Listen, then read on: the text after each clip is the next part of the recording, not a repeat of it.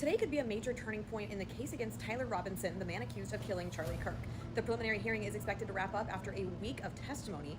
The defense is expected to call its final witness before the hearing concludes. After that, the judge is going to consider whether prosecutors have presented enough evidence to move the case forward to trial or not. So a big decision. Another issue to watch out for today involves transparency in the courtroom. Charlie Kirk's widow, Erica, asked the judge to make all of the evidence public, agreeing with his parents, saying the family should be able to see everything presented in court. Now, the judge has agreed to show enhanced surveillance video to those inside the courtroom today, but it's not going to be included in the public live stream. Of course, we will be streaming today's hearing. You can watch that live on our free 12 News app. We'll also Tonight, in the war with Iran, President Trump announced on social media the regime asked to continue talks, writing we agreed to do so, but the U.S. has stated to them in no uncertain terms that the ceasefire is over. It comes amid reports that Israel warned the White House about a new Iranian plot to assassinate the commander-in-chief. I'm number one on the kill list for Iran. The reported intel would mark an escalation in the ongoing conflict and follows a two-day retaliatory bombing campaign, with American forces striking roughly 170 Iranian military targets.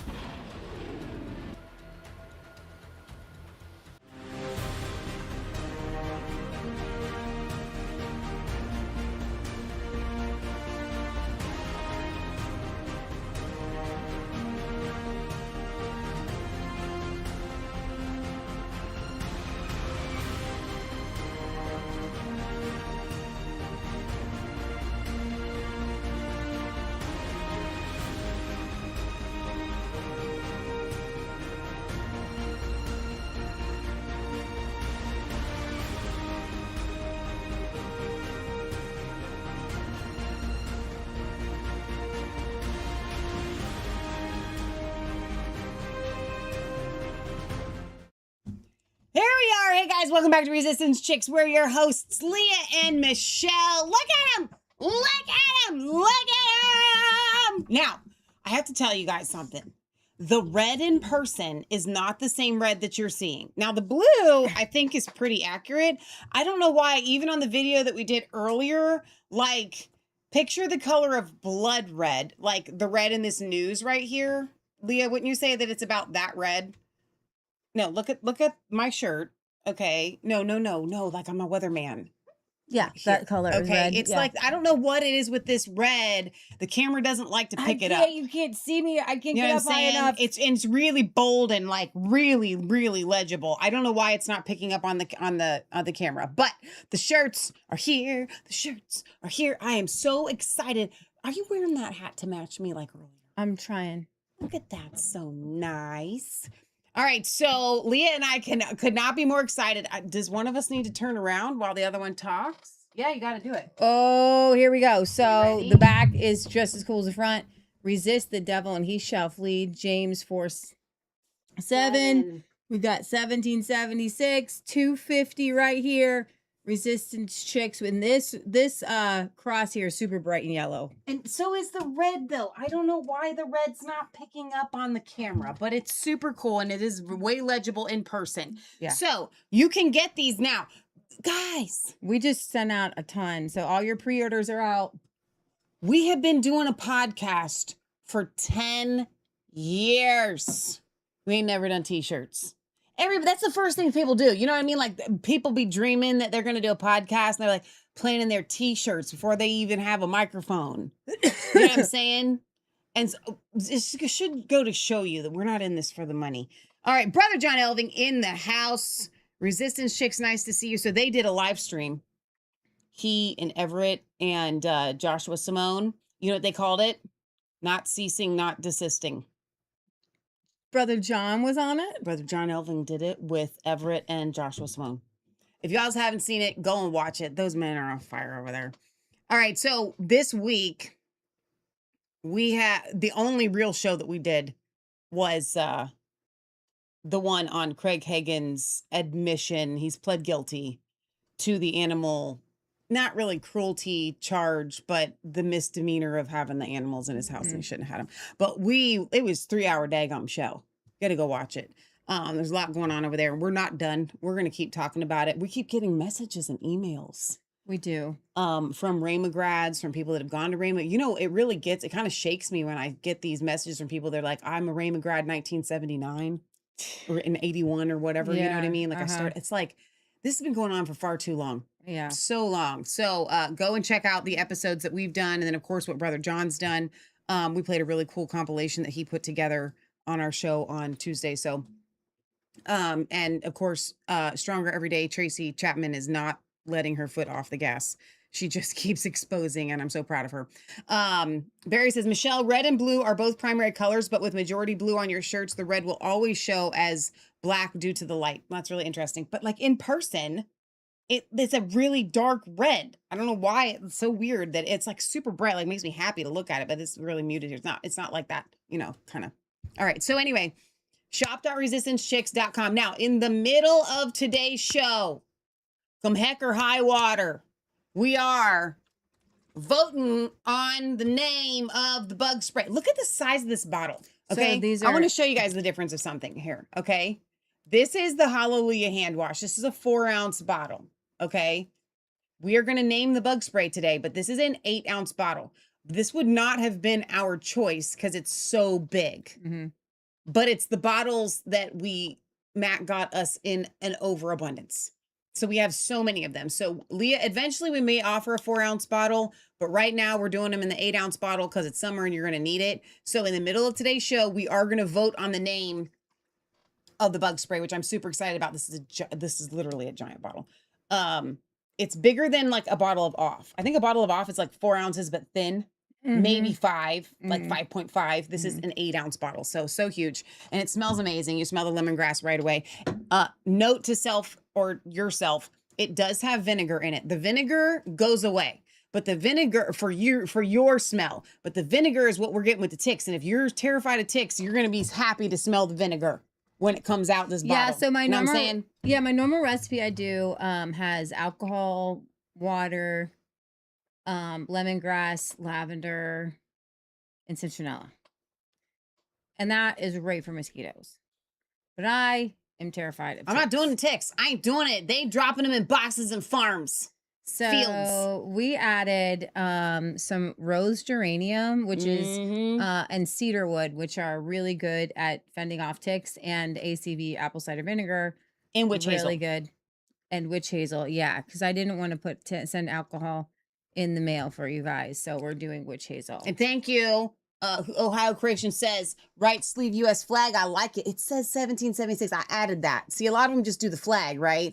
I wanted a double 1776. So nice. All right, so you can get these at shop.resistancechicks.com. So tell They are us the available now. layers and how the other people were like, I'm not gonna do it. Well, yeah, I had part of the trouble that I had was because I made this design, which I thought was super awesome. I thought that I was being a minimalist. Yeah, you know what I mean. Apparently not, because 3 colors layered is a big deal. And then I got 3 colors on the back. I got yellow, I got white, and I got red. So this is a big, having prints on 3 sides, plus having a total of 4 different colors is a big deal. But thank God to Eastgate Graphics. They knocked it out of the park. They did such a phenomenal job. So please go over to shop.resistancechicks.com and get your shirts. Now, I am going to make them available with back order. I haven't done that yet. I do have them limited. If one tells you that it is sold out, just shoot me an email and I'm going to try and stay on top of them, because I thought we were ordering enough shirts, because like my bank account said that's all the shirts we can order to buy up front, because it was like a lot. Okay. But because of the pre-orders and you know, when you break it down by 5 different sizes, you're not getting a lot of each size. Right. I think we got like 135 shirts. Okay. So if I need to get more of your size, which would be the ones that we would run out of first, would be the XXLs and the smalls. So if you are that size, like order it now, or we will sell out of that. And then, but I will eventually order more, but it may take a few weeks before we can kind of recoup and then reorder. So anyway, really excited about that. Middle of the show, we're going to do this. So those are some announcements right out the gate. Now, okay, so let's get to this, because now we have to shift gears. Charlie Kirk was shot September, was it 10th? 10th. Of last year. It feels like, on the one hand, it feels like yesterday. On the other hand, it feels like 5 years ago. And every news outlet is pointing at Tyler Robinson. Yeah.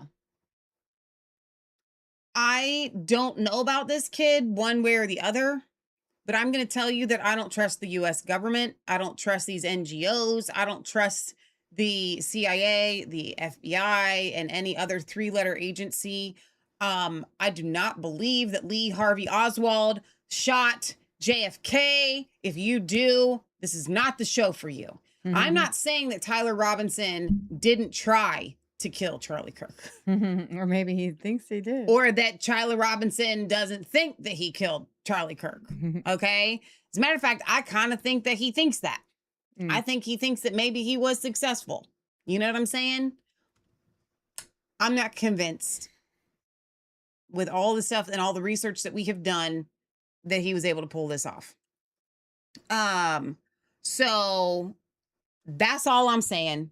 And we're gonna get into the hearing tonight. Now, as I played in the intro, Leah, you had sent me a video. I didn't know that, so I went and got my own. So I don't know what yours said, but as I played in the intro, so Erica Kirk and Charlie Kirk's family have requested that all evidence be allowed to be seen because for I'm putting this air quotes for the podcast listeners, for whatever reason, the judge doesn't want certain evidence to be allowed to be presented. Yeah, there's one particular video that made its rounds today. You haven't seen it, but the discussion of it made the rounds today. And there's a certain narrative going out amongst the pro Erica Kirk crowd. I don't really know how else to describe them. The TPUSA crowd that says it's an open and shut case. There was a video played that was high resolution that zoomed in. You saw Tyler Robinson go onto the roof and take the shot. The problem is with that is the prosecutor himself. This is a preliminary hearing, 5 days of preliminary hearing, evidentiary hearing, basically. The prosecutor said on day like 1 or 2 that there's no video of any shooter taking a shot. Wow. So if you're not going to convince me that a video that I didn't see is a video of any shooter taking a shot, when the prosecutor who put the case together, who played the video, said we don't have video of anyone taking a shot. So then the question is, why did Jack Posobiec spread this around? He was in the room. And why did everybody else in that MAGA side of the world pick up and spread a blatant lie? So we're not here to tell you whether Robinson did or didn't do this. I think that you're innocent until proven guilty. I have not seen enough evidence, if I were on a jury, to convict this young man. Right. So I would need to be sitting in there listening. And guess what, guys? I would do that. And I would hope that everyone else would do that. I would hope that, here's the thing. This kid, he hasn't pled guilty yet. There are theories on why. If the evidence is overwhelming that is being presented, Utah was pressured to make this a death penalty trial. Yeah, that makes sense. So what Robert Barnes is saying is he believes that this is going to just be pled out for a lesser charge that does not include the death penalty. Okay. So that the whole hearing right now, of evidentiary hearing to see if it can go to real trial may just be like all we see. Okay. Because he may just plead. Yeah. Because if the evidence is so much against him, then he's going to end up with a death penalty. Yeah. So that this is kind of a going back and forth in a trial on what will his sentence be. I still think that having this trial is important because there are so many questions, so many holes in the story. And then there is the MK Ultra mind control aspect. Which I don't know that defense is going to bring. No, but I want to talk about it Sure, yeah. because Twigs is his quote unquote boyfriend. Mm, We were told that Tyler Robinson was a crazed trans activist. yeah, We were told that he hated Charlie Kirk. right. Twigs is the person that supposedly Tyler texted this long, detailed confession to. Yeah. There are a lot of holes in this, and I need to understand them, and I need to understand why. Because if you're going to convict somebody, you have to convict them beyond any reasonable Yeah. doubt. And when you throw in things like supposedly that Twig said that the text messages were sent at 8:00 and Tyler was in custody at 6:25, Mm-hmm. but they were timed. So, Like time to go at that time. yeah, that's how they got around that. Supposedly, it just so happened that when Twigs presented his phone, the screenshot of the text messages, his phone is cracked in the upper left-hand corner where his time is. Stop it. So you don't know what time they were sent. Oh my You're gosh. relying on Twigs telling you when they were sent. Oh my gosh. And in addition to that, it's an Israeli company was the company that got a hold of the phone that is testifying that these were authentic messages, not the government telling you. I have a question, and you probably can't even answer this. If Twigs has his cell phone, then the FBI would need to, or whoever has the information that's doing the prosecution, would need to just replace the screen No, so you can see it. There's no so what did the messages get erased? we got just screenshots. So a screenshot wouldn't show a cracked screen. It would be a picture of a screen. a picture of a screen. Yeah. Because a screenshot's going to take a picture of the screen without the glass. Like if I have, a crack on my screen, a screenshot is not going to show up. So it's a picture of where's the real phone that has the real messages that you can just literally boom, take a screenshot and there it is. Well, and then my text messaging tell me when texts come through, just scrolling through, not up in the corner. On Right. the bottom of the messaging. None of this is making any sense. All right, I have to go get Uncle Jack something real quick. And so Leah, I have let me Honestly, I was kind of, what do you want to play first? no, I'm just gonna switch screens for you because I had up some if you want to play anything while I'm away, I'm getting you set up. I don't have so my here's stuff your up. stuff. Well, you better because I don't. I pulled it all up. No, there I it don't. is. Here's the It's screen. there, dude. Here, hang on. This is Well, here, just use this. I don't Hang on, have hang my on, stuff up. hang You'll on. have to do it all over again. No, you don't. It's There's right here. so much. Leah, here, right here. in No, this do it from world. here. Do it from here. No, I Leah. can't. I'm gonna finish. I have to finish here. It's like Okay, that. so welcome to the most professional show on the internet. Would you like me to stay here and not get Uncle Jack's food that keeps beeping at me? What do you want me to do right now in this moment of life? I want you to. Sherry says, oh my, I'm late. Early. Oh, you know what I am going to do? I'm going to read this because this is so cool that you did this. 8Ball gifted 5 subscriptions on Rumble. I don't even know how you can do that. He gave one to Ohio Croatian. He gave one to Britt Baza. And then he himself became a monthly supporter. So I don't even know what that's Aw. all about. But dude, thank you. That is so cool. 7Ange says, quite a few months ago, you showed a clip that showed Charlie's mic on his shirt moving. A couple of weeks ago, Yes. Candace Owen showed a similar clip. And according to her and some of her viewers who, okay, so 7Ange was gifted a membership as well. You're so Our experts in amazing. special explosives You are all guys are saying the same awesome. thing. So I am not convinced about the shot. Lee and I have those road mics that Charlie was wearing. We own them. Yeah. That's what we use. So was there an explosive in his mic? There could be. My question is, if the mic didn't have an explosive, the mic was far away from where Charlie actually got shot.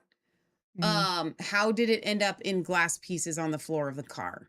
That's a really good question. Another interesting tidbit, and we all are kind of wondering this, is Ben Shapiro says that his security was on the phone with Charlie Kirk's security When Charlie was in the car. when Charlie was in the car.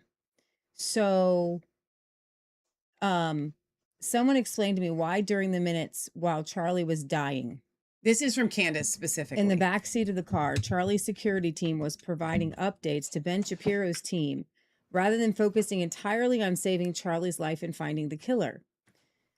I will remind you all, this is from Candace, that Brian Harple, one of the security members who was in the car en route to the hospital, is currently suing Candace and is using Ben Shapiro's lawyer, who has sued me relentlessly on Ben's behalf for the last 3 years. Ben Shapiro hated Charlie. Everyone knew that. So why was this person receiving updates? Who on Charlie's security team betrayed him in that way? Everything Ben did following the assassination made my alarm bells go up. I have told you guys that there is something about the Daily Wire and their relentlessly stalking of me following my firing that has made me feel altogether unsafe.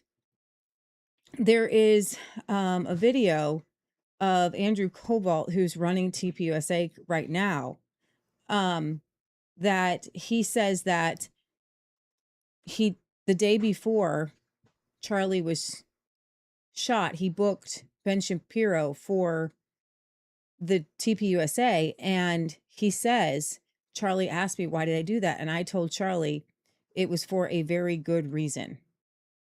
So I need to know what that very good reason was, and why did Ben Shapiro suddenly pick up this mic that we don't really see Ben Shapiro and Charlie Kirk on the same plane. And Charlie, right before he died, he said, I'm leaving they leave me no choice but to leave the Israeli cause. And then all of a sudden, the very first world leader to tweet out Charlie's death was Benjamin Netanyahu. I don't understand. And then there's the issue with the SD cards. So do you guys remember there's this camera, one or two cameras that are down there by Charlie, and one of the TPUSA guys goes and gets these SD cards. Well, Andrew Cobalt originally said the SD cards were in the possession of the FBI. It's not like he took them off and ran with them. Actually, he did run off with them. The guy took them out, took them home, did what he wanted with them, and put them on flash drives before turning them over to authorities. In other words, tampering with a crime scene. And all we know, he took it home. And for what we know, he took it home because we know that he took it home because he showed a zoomed in portion of it from his computer to Candace. And he didn't hand over the original evidence. The original evidence. He gave them a flash drive.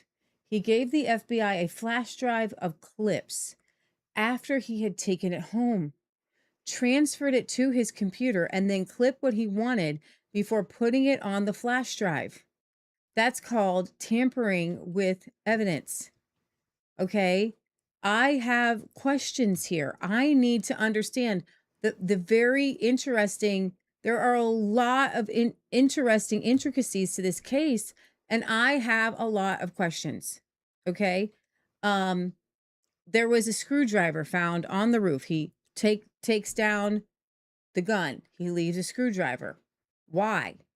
We know that it says Lance Twiggs' DNA matched both the screwdriver supposedly found on the roof at the where the shooting was supposedly took place, and the towel that the 30-06 rifle was wrapped inside of when it was found in the woods. A lot of this is kind of pointing, interestingly, to Twiggs, Lance Twiggs, the boyfriend, who I don't know. I think that it's very strange. What is going on with all of it? There was a compilation video that the prosecution wanted to put into evidence. The judge rejected the admittance of the state's compilation of videos and photos that allege Robinson was on the UVU campus the day of Charlie Kirk's death. The surveillance footage compilation made by the Utah State Attorney Office allegedly showed Tyler Robinson on the UVU campus twice before the shooting, once during, and once after the footage. The compilation was rejected due to alterations, including zooming, highlights, and red circles to draw attention to certain details. Thankfully, the judge is, skeptical of a video as evidence. The problem right now with videos as evidence is things can right now be can be altered, right? Can be altered. And this is insane. Okay, then another one I'm gonna play for you guys is there is a police officer that went on top of the it's called the Losi Center roof, and his body cam conveniently shuts off after 27 minutes once he gets to the top of the roof, where they found the sniper marks and the screwdriver. So you don't get to see a police officer walking up to this screwdriver, walking up to the sniper marks, because supposedly after 27 minutes, his body cam battery just died. Conveniently just died. Okay. I have a problem with that. I have a big problem with that. Those are several of my big problems. Michelle, let's go ahead, and I think I've got most of them. Can you bring up my tabs? And I'm just going to go over these. I don't know how long the show is going to go because I've got a lot of interesting. To bring up your tabs all over again. Yes, I think that would be a good idea to do. Okay, I'm doing it. Give me 1 second here. Talk amongst yourselves. Talks amongst yourselves. No, don't do that. We're here for you. We're here for you. We're here for you. I have a lot I want to discuss. And a lot of it's disgusting. See what I did there? That was funny because I'm funny. That's why I get paid the big bucks. Okay, there's our history. Hang on. Boom. Here we are. Here's the cell phone. So this is what doesn't make sense to me. Why is this the only picture that we have? What is that? That's a good question. What is that? What is that? I need to know. This is supposedly. I'm just not buying this. I love you. Mwah, mwah. Absolutely unfortunate that the damage to Lance Twig's phone screen is nearly perfect. Circle exactly on the time display. Yeah, it's weird. So I just the message itself just is I'm not buying it. I don't know. I'm not. Are you guys buying this? Yeah, that's okay. So that's a cell phone. All right, let me read some comments here. And yes, we're going to talk about that on Sunday. Barry, Ann Whitcomb, he said suffered a massive blunt instrument injuries to her head. So Ann Whitcomb, next to Margaret Thatcher, is the most famous female politician in the UK. She was murdered, supposedly, allegedly, reportedly, today. So that will be our top story on Sunday. So you guys can tune in for that. 70 says quite a few months ago. Oh, wait. We read that part already. Okay. So 8-Ball says, yep, I saw that a month ago or so after the assassination. So I have a suspicion about that. Also, especially since there were glass shards. Glass is part of those kinds of mics, and it is 100%. 70 says that mic was used and had special explosives, the same as the peepers had in Palestine. And everybody that's getting a membership from 8-Ball is thanking him. You guys are awesome. Omega says Poso is still and has always been active duty intel. Ohio Croatian says a free gift month channel subscription to our Resistance Chicks is a bonus, a free month of Romo Premium. Oh, that's so nice of you, 8-Ball. You're so cool. Okay, Grog answered it. Approximately 20% success rate for prints lifted off of towels are good enough. See comments. Because he was wondering about prints lifted off of towels. All right, Leah, where do you want to go after this? So this? I just retweeted. Go to my profile. Just hit on profile real quick. And the FBI photographed the text messages. This is all kind of why do you need to photograph? Yeah, but this isn't a photograph. This is not a text message. Just play this. That's his phone. How do you know that? In Lance's first interview, he's showing the FBI agents these text messages, describes them to the agents, and at that time, his phone was photographed. And you testified, I believe yesterday, that Mr. Twiggs' first interview was the morning of September 12th, 2025. Is that correct? That's correct, yes. Were you physically present at that interview? No, I was not there. Have you spoken with the officers or agents that were? Yes, I've spoken to one of those agents that was there.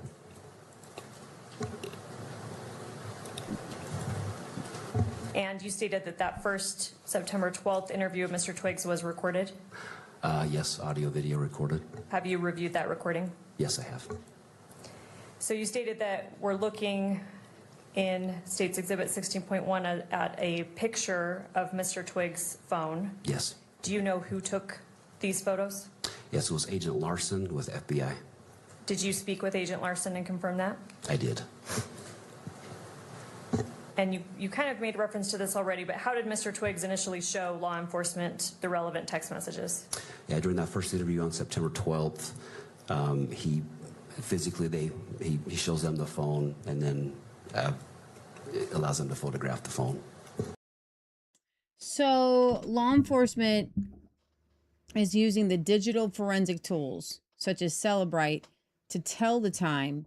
The FBI took a picture of it. I'm not exactly sure. I'm not buying this for 1 second. Prosecutors showed the photos of Twiggs' actual phone screen so that the judge and jury can see the messages in context. No! With the distinctive large crack in the upper left corner of the screen. Just give us the screenshots. The photos and screenshots show the thread, which helps prove it's a real conversation, because what you were seeing during that video was the transcribed But text they messages. could take screenshots from the phone. Like, This why isn't not making- put is why anybody not buying put it this? on a why not put a new screen on the phone? Exactly. Oh, because we can't tamper with the evidence. So I'm telling you, this doesn't add up. It does not add up. Barry says, Michelle, text messages can be faked, then put onto the handset with the correct computer software and the phone number of the handset. Tommy Robinson had it done to him in his UK lawfare cases. 8-Ball says, yes, but they know so many people aren't electronic savvy enough to know that, Michelle. They are depending on us gobbling up their garbage lies. Exactly, Dave. So the company Celebrite, Unbelievable. that supposedly got the metadata from the phone, was founded in 1999 in Petah Tikva, Israel. You know what? I think Israel needs to stay out of this case, and any Israeli company needs to stay out of this case. Celebrite faces scrutiny, controversies, and some investigations and reports, most are related to how governments misuse its tools. Human rights and misuse reports. Organizations like Amnesty International have documented alleged misuse in places like Serbia, leading Celebrite to halt some sales and use there in 2025. Similar concerns involve sales or prior use in countries like Bangladesh, Belarus, Russia, and others. Celebrite has terminated contracts in several other cases after reports surfaced. In Belarus and Russia, despite announcing it stopped sales and contracts, reports found tools were still used on activist phones months later. Has technical vulnerabilities. 2021 Signal's Moxie, the app Signal, Marla Spike publicly disclosed security flaws in Celebrite software that could allow tamperings with reports or code execution. Celebrite patched issues and responded that it audits and updates software. In short, Celebrite is a major player in lawful digital forensics for police and prosecutors worldwide. But like similar Israeli tech firms, it draws criticism over potential actual misuse by customers. So they have the ability to put metadata into the phone. Come on, and we all know this. I mean, dude, they got deep fakes and AI now that like people can't even tell the difference. Don't like tell me that they can't fake text messages. I'm not convinced that these kinds of things, it's like we've come full circle. You remember when they couldn't, like, they had no way of testing DNA and they had no way of testing fingerprints and all that. I feel like we're swinging in the opposite direction where now this what would be concrete evidence you can't even use anymore. Okay, so I'm going to go over these just one by one. So let's show. I want to show you this. So this is the kind of MAGA core groups. Gunther Eagleman, nobody knows who that is. Graham Allen, Andrew Koval, Jack Posobiec. Breaking. High quality surveillance video has just been shown in the court showing Tyler Robinson taking the shot at Charlie Kirk. That is not true. That is 100% not true. It's a fact. All over Fox News, CNN, and CBS are all reporting that they have Tyler Robinson on film taking the fatal shot that killed Charlie Kirk. It's over. He is 100% guilty. Spreading any nonsense now and you're just a weirdo. The zoomed in video shows him taking the shot. The judge must consider his ruling and give the Kirk family a speedy trial they deserve. Guys, this is not true. There is no surveillance video that shows a shot being taken. There isn't one. And when I get to the video, because I got so many up here, I will show you where the prosecutor is asked, do you have video of anybody taking a shot? And they say no. Okay. So I'm going to go through these as I've got them up. All right. This is Tyler Robinson is supposed is 5'10". They say he's 5'10". If there is no way that guy on the right no, is... that's not him. That's just to show you where the line is at. Oh, okay. So this guy is this guy would be 5'10". Okay. They're saying they're saying that the guy right here to the left is Tyler Robinson. Okay. But he's way taller than 6 foot. And the UVU sheriff's office is saying that Tyler is 5'10". So if you go scroll down. Oh, he's 5'11". Scroll down. This is somebody people are scroll up. What?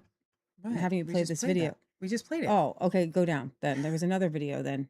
That was proof of work. Okay, there was somebody else. Mine has something different than yours. Oh, no, it is the same one. Go ahead and just play the whole thing. Scroll up. Put that, no, down. The little girl? Yeah. Yep, I got it. Okay, and we're gonna do the camera right in front of where that camera is so we can get exactly where Tyler Robinson was. All right, there you go. They'll be really happy about that. Sorry, you Put the cameras light it up with the lens. That's perfect. Right That's there? perfect. Yep. Okay, let me get the glasses.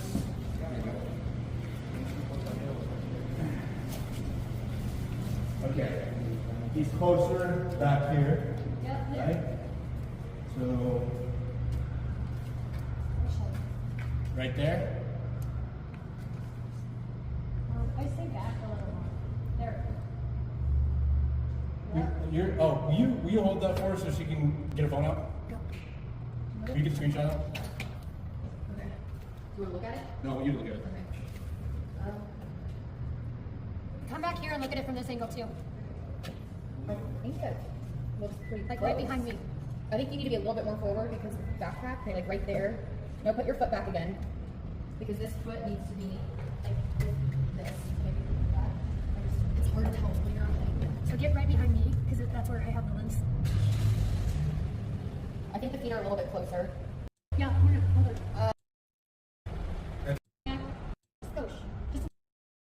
So Just back to back, I still don't. this is their screenshot. Okay.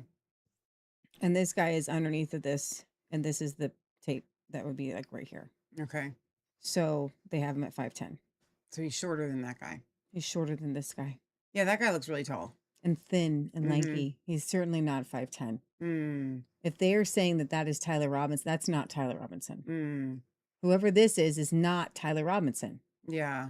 That's all. That's what I'm saying. Whoever that person is not Tyler Robinson. Okay. All right. So next, Allie Beth Stuckey had said, it's over. Evidence is all in. This person says, what evidence, Allie? Please miraculously verify all of the text, DNA prints, security footage, the dead body cam, the emergency paving done directly over the crime scene a few days later without a shred of investigative procedures being completed in that area. Explain why Tyler Robinson is so guilty when none of the key witnesses have even been cross-examined yet. Twiggs will be cross-examined. Okay, Lance Twiggs. Now, one of the issues is in the parking garage, they're saying that this is Tyler Robinson's car. Says, what is the prosecution in the Tyler Robbins case trying to pull here? Tyler's car did not have a lip chin on the front end of his Dodge Challenger like the one seen in the parking garage at UVU. It also did not have a quad tip exhaust on the rear end. So you're looking at, these are very kind of interesting photos of the car, but the front is not the same and the back is not the same. So they're saying the ones in the garage are the ones they're saying is Tyler's car, but Tyler's has a different exhaust and a different front end. So are these from the defense or are these just internet sleuthers? I think the defense has brought in different discrepancies, and I'll play some in a minute. Okay, what's this one? No metadata on the text between Tyler and Lance. They used an Israeli company called Celebrite to authenticate those text messages. Lance alleged they were written at around 8 p.m. on the 11th. Tyler was in custody around 6:25. So that's where, okay. So we want to know, where is Tyler's confession and where are his parent statements that he confessed to them? Where is the police sworn testimony saying that they ever said that to law enforcement, like the parents confessing and saying, my son did this? This is interesting because this is Tyler Robinson On the left. and on the right is Lance Twiggs. Oh my gosh. Wow. They look so similar. They do look very similar. Holy cow. Who now has long hair, Lance Twiggs says. All right, let's see. And the Let's see which one I'm playing question here. that I just asked before, This which is- is it fair? So this is Tyler Robinson's defense attorney. He's got several.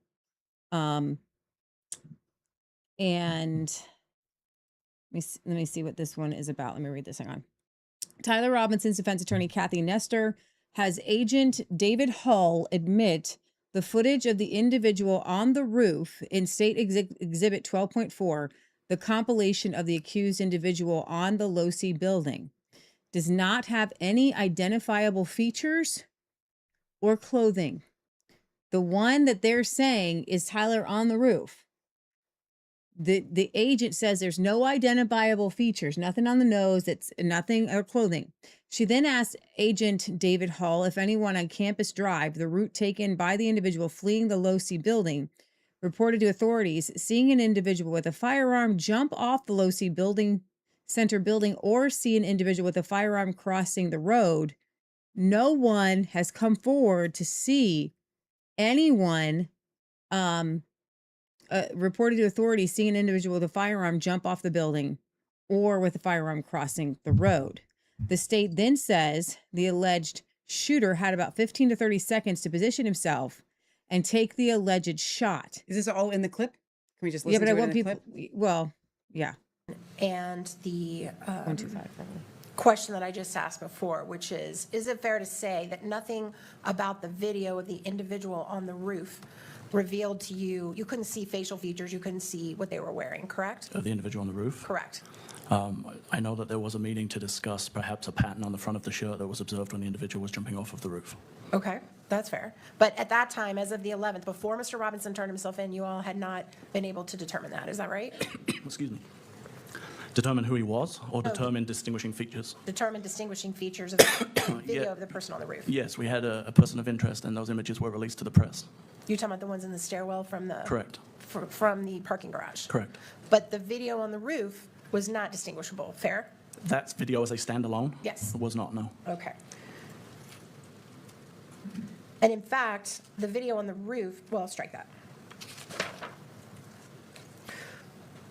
Is it true that you had some spectators that you interviewed that had gotten a photograph a few seconds before the shooting of someone on the roof? Sorry, I'm not sure I understand the question. Did you, at some point in your investigation, collect from two young men who were present at the event a video that they had taken of someone on the roof about 10 seconds before the shooting? Yes, a video, yes, not photographs. A video was collected from an individual who had a video. And ultimately, some screenshots were taken out of that video, is that right? By you? Not by me, no. Okay. That's fine. It could have been someone else. Okay. But did you see the video that those young men took? If you're referring to the video that is looking north and shows an individual dressed in dark clothing on the corner of the roof, Yes. if that is the video, I have seen that video, yes. Did you review the interview of those young men? I did not. Do you know how they described the person on the roof? I don't know if I read it or if I heard it, but my understanding was they believed it was Overwatch or some kind of a police Overwatch for the event. Okay. If that's my recollection. And do you remember anything specific about the person's build that they discussed when they described the person on the roof? I do not know. Okay.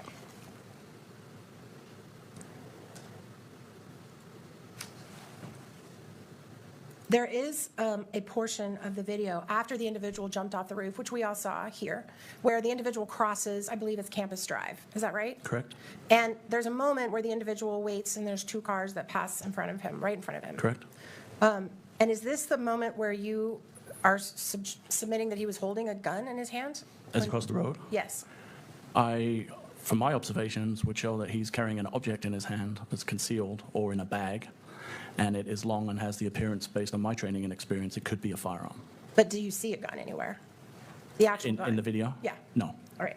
And did anybody that was driving by on Campus Drive that day report to you or any other investigative entity, hey, we just drove by a guy with a gun who was leaving campus and he was standing right by my car? We did not receive any reports to that effect, no.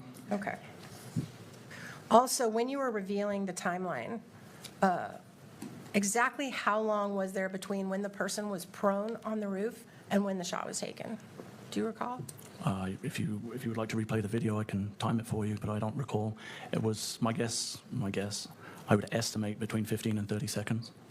So between 15 and 30 seconds to lay flat, take a shot, and get up and run off, right? I think you asked how long he was prone. I Right. think it took longer for him to crawl into position. Okay. And then establish a position, Oh. and then take the shot. He appeared to be in prone for approximately 15 to 30 seconds, but the video would verify that. Okay, thank you.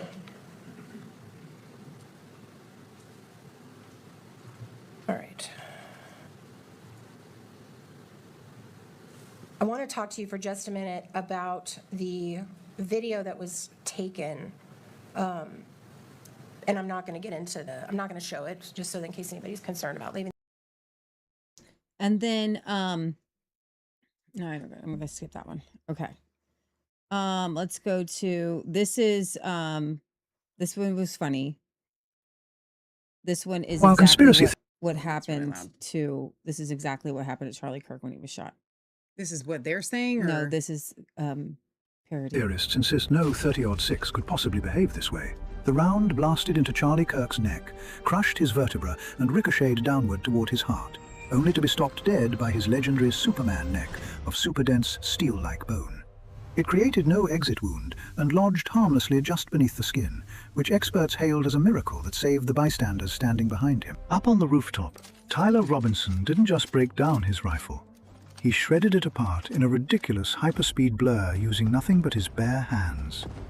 Then he sprinted across the roof and launched himself off the edge with expert parkour precision. Tyler made the conscious expert decision to reassemble his rifle one last time and place it under a tree in a bush. He then changed back into his blue jeans and maroon t-shirt in hyperspeed. Time for ice cream. While conspiracy theorists insist no... See, it doesn't add up to me, but, you know, that's what they're telling you happened. All right. Andrew Koval and TPUSA caught in more lies. He originally said that the By the way, SD just cards one other were in the conspiracy possession of theory the I just wanna FBI, so go ahead and play that. Snuff out here. one of our dear friends that literally from the very beginning started with us and loved Charlie like a brother. He grabbed the SD cards out of the camera afterwards. And there's all these conspiracy videos about, like, why did he grab the SD cards? Well, first of all, they're in the possession of the FBI. Okay. It's not like he took them and like ran off with them. Second of all, I asked him personally, I said, why did you do that? And he looked at me and this was his answer. He said, because I know people can be evil. And he did not want that footage being grabbed by somebody. There was videos of people after the incident going and stealing hats off the table. I mean, so I'm so grateful he did that. And that was his instinct. He's like, I'm depressed to know that was why I did that. But I knew that I had to protect that footage because I wanted, I mean, you're recording in like 4K, And so I'm so glad he did that. What does 4K have to do with anything? Impulse, who was taking coverage of the event, and they provided Carol video Farnsworth to us that they had captured on September 10th of 2025. And do you know who or how that video was collected from Visual Impulse? Yeah, Mr. Farnsworth originally provided, I believe, a flash drive to Lieutenant O'Brien with one of the local agencies. And a short time after that, on September 10th, he provided downloadable versions, electronic versions to Agent Mortensen. And an 1102 was collected from him on May 6th of 2026.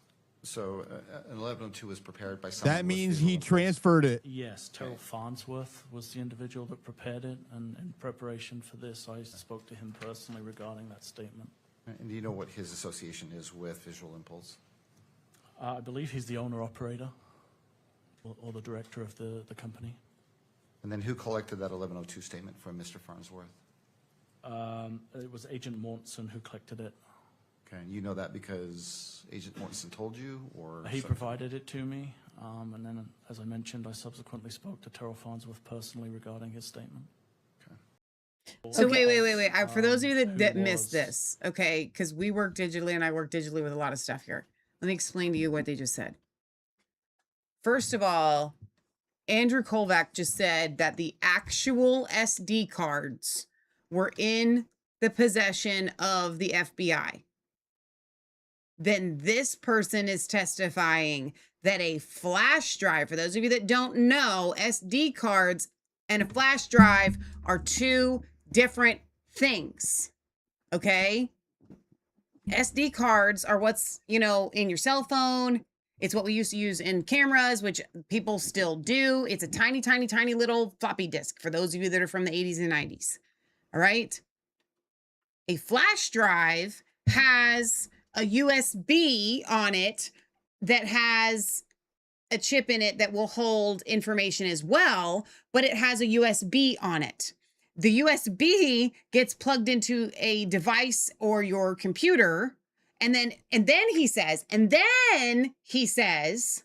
that digital copies were sent. Wait. And I agree with the commentary next to this, to whoever said this, so I was reading it on Leah's. This evidence cannot be no confirmed used. Evidence that the FBI or local prosecutors have the original untouched SD cards with a clean chain of custody. So TPUSA staffer Terrell Farnsworth removed the SD cards from the event cameras shortly after the September 2025 shooting. What was turned over to law enforcement was flash drives, the USB copies, downloadable videos, or clips, not the physical original SD cards. You can't use that. That's not admissible in a court of law. The thing of it is, with Andrew Koval, he had earlier claimed the SD cards themselves were with the FBI. That is not true. Now, why is he lying? Okay, so one could argue that Andrew was misinformed, although he seems to be the one that's lying through all this. But let's just say, for argument's sake, let's say Andrew was lied to about that. So now we're back at Farnsworth. Farnsworth, did you lie to Andrew about what you did to the SD cards? So prosecutors have used the video evidence derived from this in court, but the defense is challenging its reliability and admissibility precisely because of these handling issues. You cannot have messed with these and then, oh, here, I'll just give you a flash drive. In a digital age like we live in. No way. You need the original SD cards.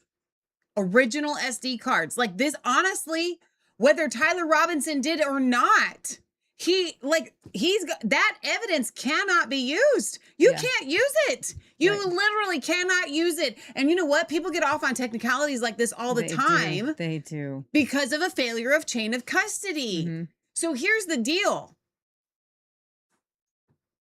Are you telling me that Charlie Kirk, that has IDF security, has not had a discussion for what you do with the SD cards? If Farnsworth, who supposedly owns this company, doesn't know that if something like this happens... Here's the thing. What you would do is if you wanted the evidence, you would make a flash drive for yourself. Regardless, first of all, doesn't matter. Evidence. It doesn't matter. If you are that concerned about it, you grab the whole camera, okay? You put it in a baggie. Yeah, why not? Why you gotta take them out of the like? Come on, man. That's not making any sense. I'm telling you, Michelle. there's something wrong about why this. Why not just take the whole camera? Unbelievable. You're right about that. Why not just take the whole camera? All right, now there was a hearing I think last week on mind control. Because we didn't do a Friday show, we didn't play these clips. Okay. So this was in these times. There was another document in West Papers that had even more significant implications. It was a 14-page report that West wrote in 1956, just 3 years after he contracted with the CIA. In the report, West described administering LSD and other drugs in conjunction with hypnosis on unwitting human subjects, and then he made a remarkable claim. He announced that he had learned how to replace true memories with false memories in people without their knowledge. In other words, he clarified, it has been found to be feasible to take the memory of a definite event in the life of an individual and through hypnotic suggestion bring about the subsequent conscious recall to the effect that this event never actually took place, but that a different fictional event actually did occur. Wow. If West's report was accurate, this was not the failure agency officials described in 1977, quite the opposite. It was, in fact, the central ambition of the MKUltra operation, the means of gaining the ability to seize the control of a person's perceptions, memories, and ultimately their behavior.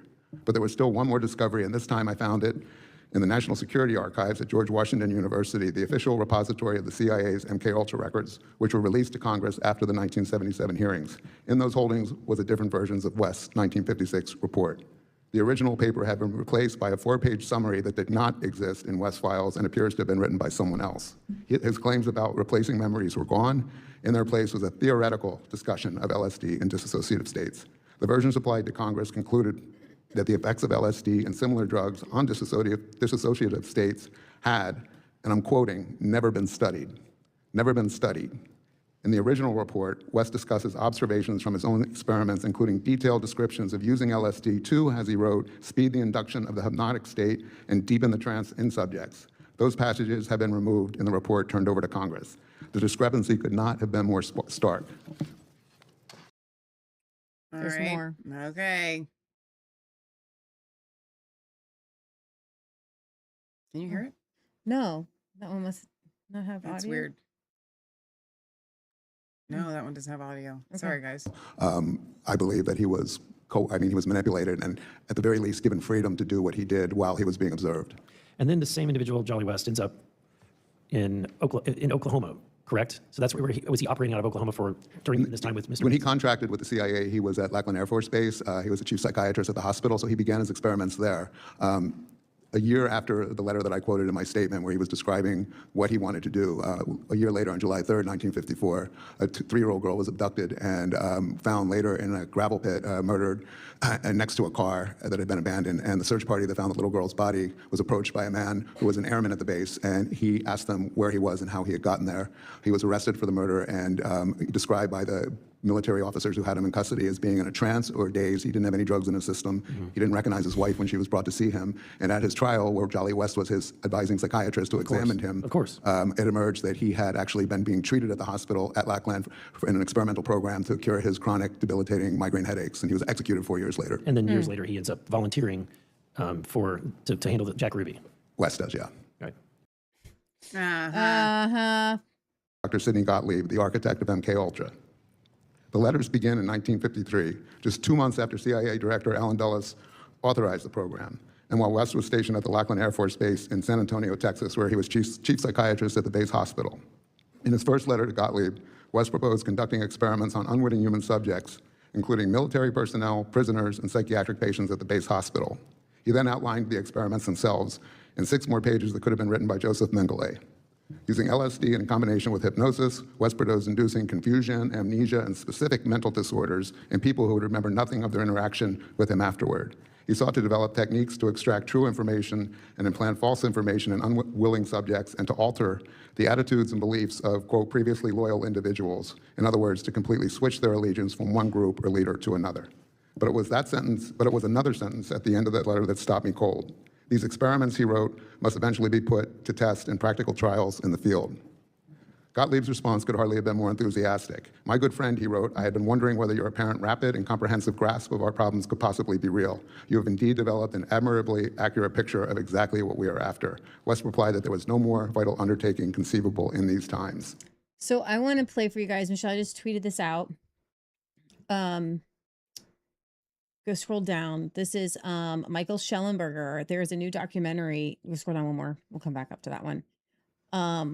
Called, hang on before you play it, Mind Traveler, where it talks about the CIA's mind tricks. MKUltra evidence, lied to Congress about it, and fabricated false reports. But there are many MKUltra files, photos, and films still out there, said the witnesses, sitting in archives and attics of the 80 scientific, medical, and university institutions and at least 185 non-government researchers.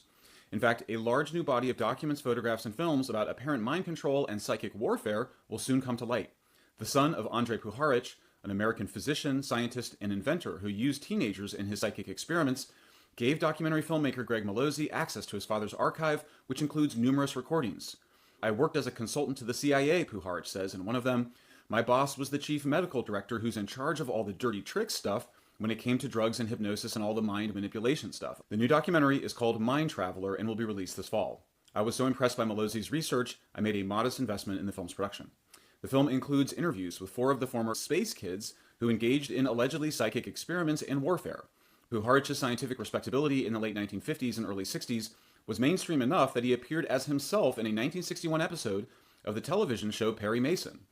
But Puharich's experiments were illegal because no independent committee, known as an Institutional Review Board, or IRB, which is required by law for all research involving human subjects, ever approved them.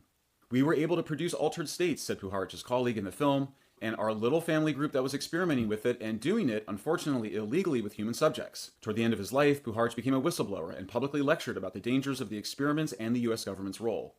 Annie Jacobson, author of Phenomenon, confirmed that Puharich, quote, was there in the very first moments when this all took off in the late 1940s and early 50s, unquote.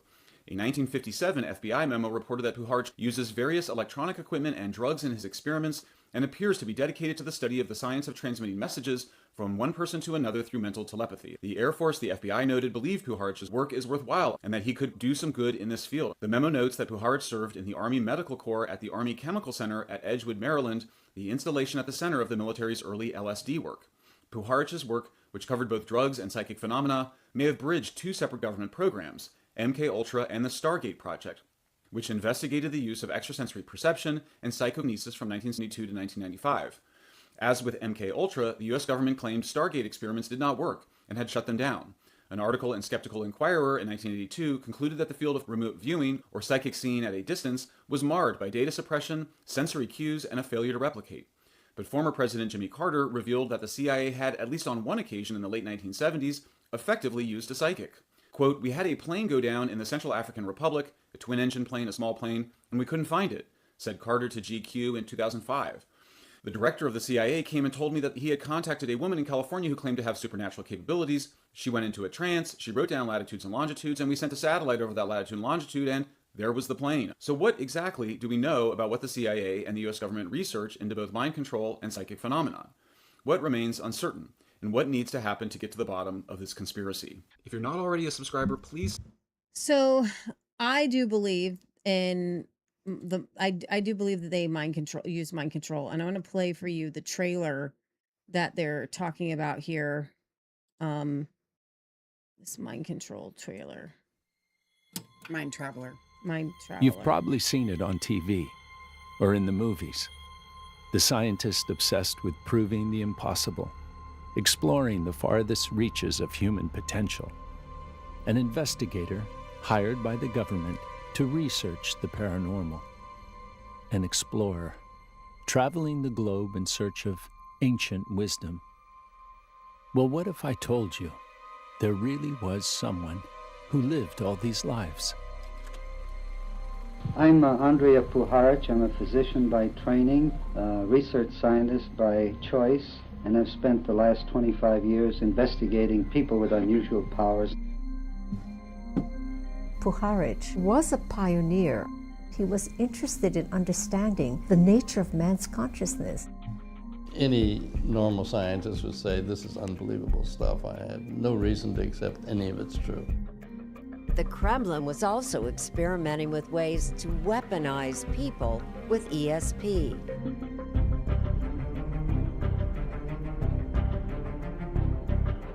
He wanted to investigate things which hadn't been investigated before. Would you welcome, please, Uri Geller.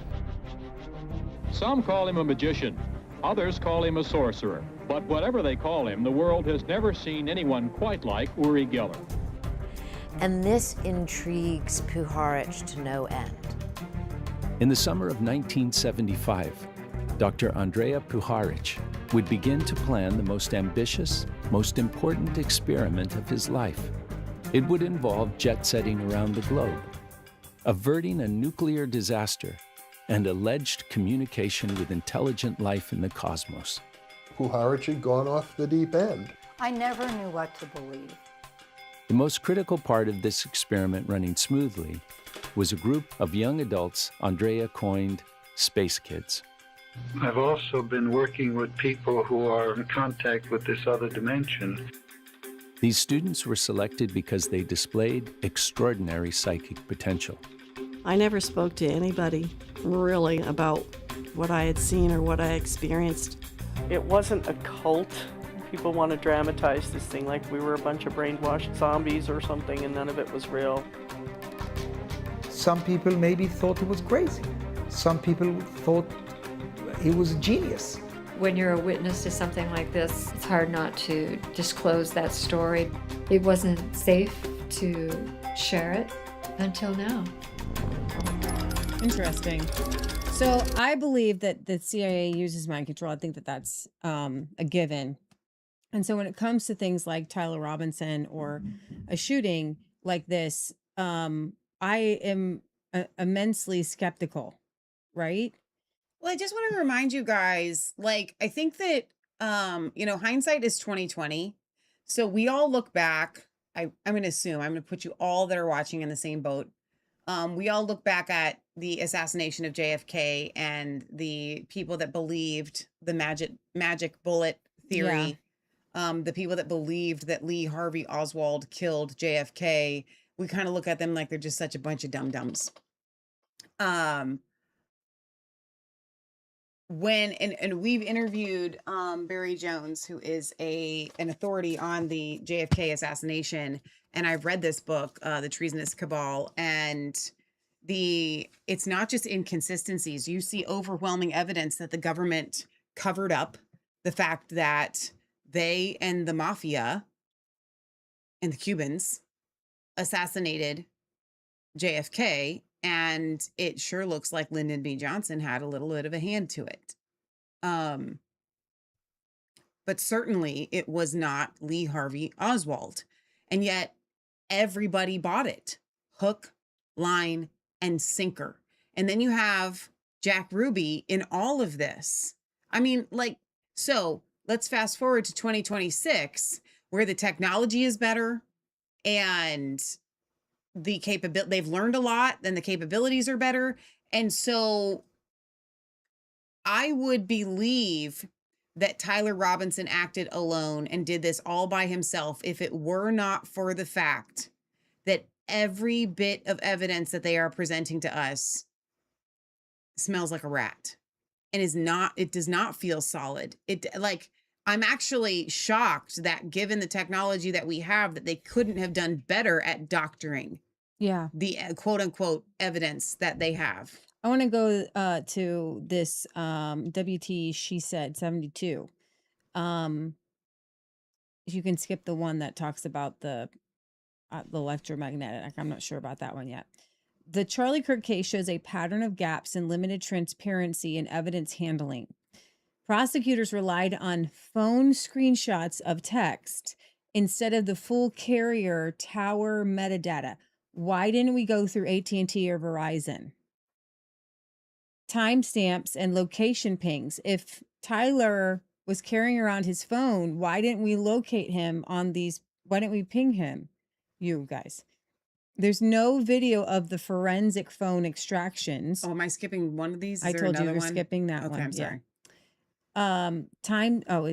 Rear cameras behind Charlie and the speakers and the earpiece receiver were never fully turned over for independent analysis, only footage via the flash drive. Discovery to the defense was delayed despite early extractions. Body camera footage stopped as an officer reached the roof with only a vague battery might have died explanation. Listen, I'm done with you people because when you say that the battery died when the officer reached the roof. Give me a break. Not before. How dumb are we? Not after in a minute. When the officer reached the roof, the battery died. Just so happens. No confirmation it was charged the night before, started the day full, or was forensically examined afterwards. Why did it die? We need to know. Charlie's clothing, necklace, and phone received limited independent scrutiny. Are there any shards? Did the road mic explode? That's my theory. Post-event, 2 companies removed dirt. This is the big one, and I have a video on this. 2 companies removed the dirt, repaved, and did additional concrete work on the breezeway roof before behind Charlie, permanently altering the site acoustics and making independent forensic acoustic analysis of the gunshot impossible. The transport ride had no paramedics or medical personnel. Missing bullet fragments were excluded from analysis. I have the medical examiner saying that they handed over 7 pieces of bullet fragments, but the evidence only has 5. This is one of the most high-profile assassinations in history, and you're going to miss bullet fragments. DNA was not 100% conclusive and did not definitely place Robinson on the roof at the exact time of the shot. No clear footage exists of the shot itself. Additional issues include the men seen with Robinson's car. Who were they and why did they have it? There's this Ring doorbell video of 3 guys in Tyler Robinson's car. Who are those guys? Why did they have his car? The vehicle is released footage did not match his car, notably lacking the front license plate holder. That's not his car. That's not his car. Questions also remain about who Nano from TPUSA spoke with and what was discussed. I don't know that one is. No official forensic acoustic analysis of the videos appears to have been conducted or presented by the prosecutors or defense. All public acoustic work has come from independent researchers, some supporting the official narrative and others raising questions.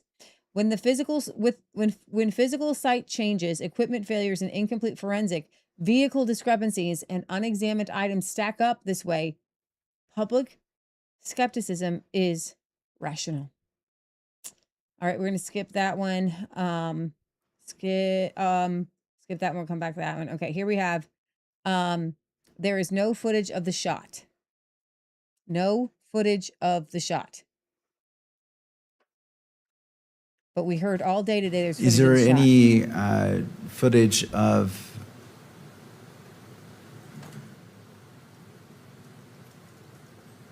the alleged shooting? There is not, Judge. Okay, I just wanted to clarify that.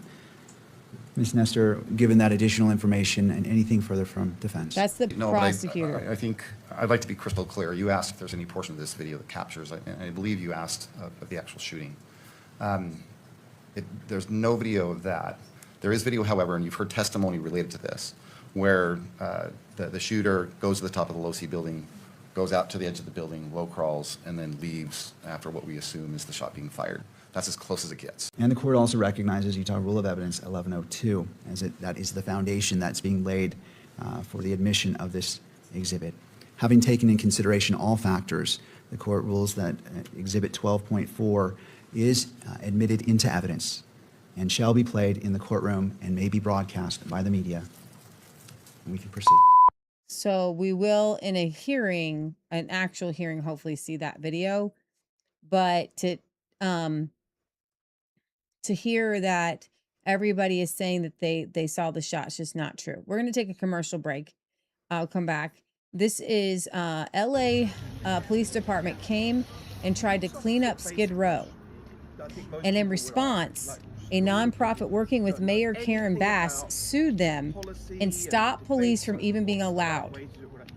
Why don't the people in charge just come here and in a simple, basic way clean it up? Because like actually just remove the encampments and just systematically clean it up. Take people, put them in a safe setting. We've got lots of money, lots of space in California. Why doesn't that happen? Because someone, for example, like LA Can, which is another organization, they get very, very upset and they sue the LAPD when they come and do street cleaning down here. And they're basically saying that their encampments are their property. Private property, police can't enter. And they sue the police more than any other organization. Right. The same way when we try to remove dogs, they come and they follow us around. So who's doing the suing? Who's actually? LA Can. LA Can, what's that? Yeah, it's an organization It's that a non-profit. I believe so. And they're working very closely also with Bass's office. So Bass's office effectively is suing the police?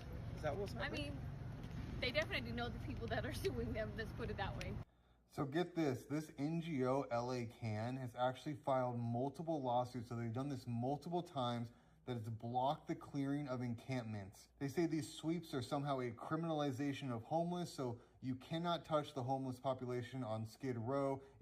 So the question is, why does the radical left, because obviously I'm sure some of these are still liberals that want to get this cleaned up, why does the radical left want to see people die on Skid Row? Yeah, that's a good question. Because you're just going to clean them up and put them into rehabs and give them help. Right. All right, Jimmy Dore, back to Tyler Robinson. So they lied when they said Tyler Robinson confessed multiple times. They said he confessed to the cops, said he confessed to his parents. Didn't show any evidence of either in the court. Nothing shows that he confessed to his parents or cops. Nobody honestly believes Tyler sent those text messages. The bullet not only can't be matched to the rifle, I'm going to play you more on that, but the bullet fragments indicate the bullet was smaller than the .30-06. We were promised a mountain of evidence. We're going to go back to that one because that is Iran. Let's go over here. Candace Owens. Lance Twiggs wants us to believe that the biggest assassination since JFK happened in his backyard. He received a mysterious note under his keyboard, plus a stunning, full-fledged confession. But he chose not to follow the case much and didn't see the released FBI images until later. He was also shown the staircase images and says it looks like Tyler Robinson in terms of his shoes and jeans and stuff he would wear. Wow, what an amazing solid means of identification. Definitely his shoes, and he liked wearing jeans. Mm-hmm. Do you think that's Tyler? Could be. All right, commercial break. Nick Shirley on another fraud bombshell. He showed up in New York to press daycares and found luxury cars. An annual checkup. The odds of that happening are very, very slim. So you guys received $5.5 million in 2025. In your peak day, you guys have 341. Yeah, right here. So how come one day you guys had 348 beneficiaries? No, I didn't answer. Can you give me a permit? We don't need a permit to film. But do you think there is fraud taking place here inside some of these daycares, ma'am?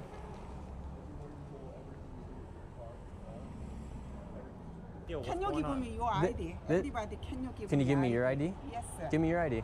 Yeah. Okay. So give each other your IDs then. Give her your ID as well. Give me your ID first. No. So I'm not gonna give you my ID.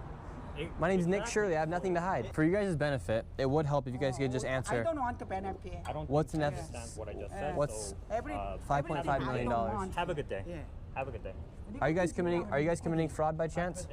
No. We just wanted to know what that $5.5 million is being used for. And look, around here you'll see lots of nice cars. Range Rover's pulling up right here. It's strange that you guys receive $5.5 million from Medicaid and can't answer a single question. They're freaking out right now.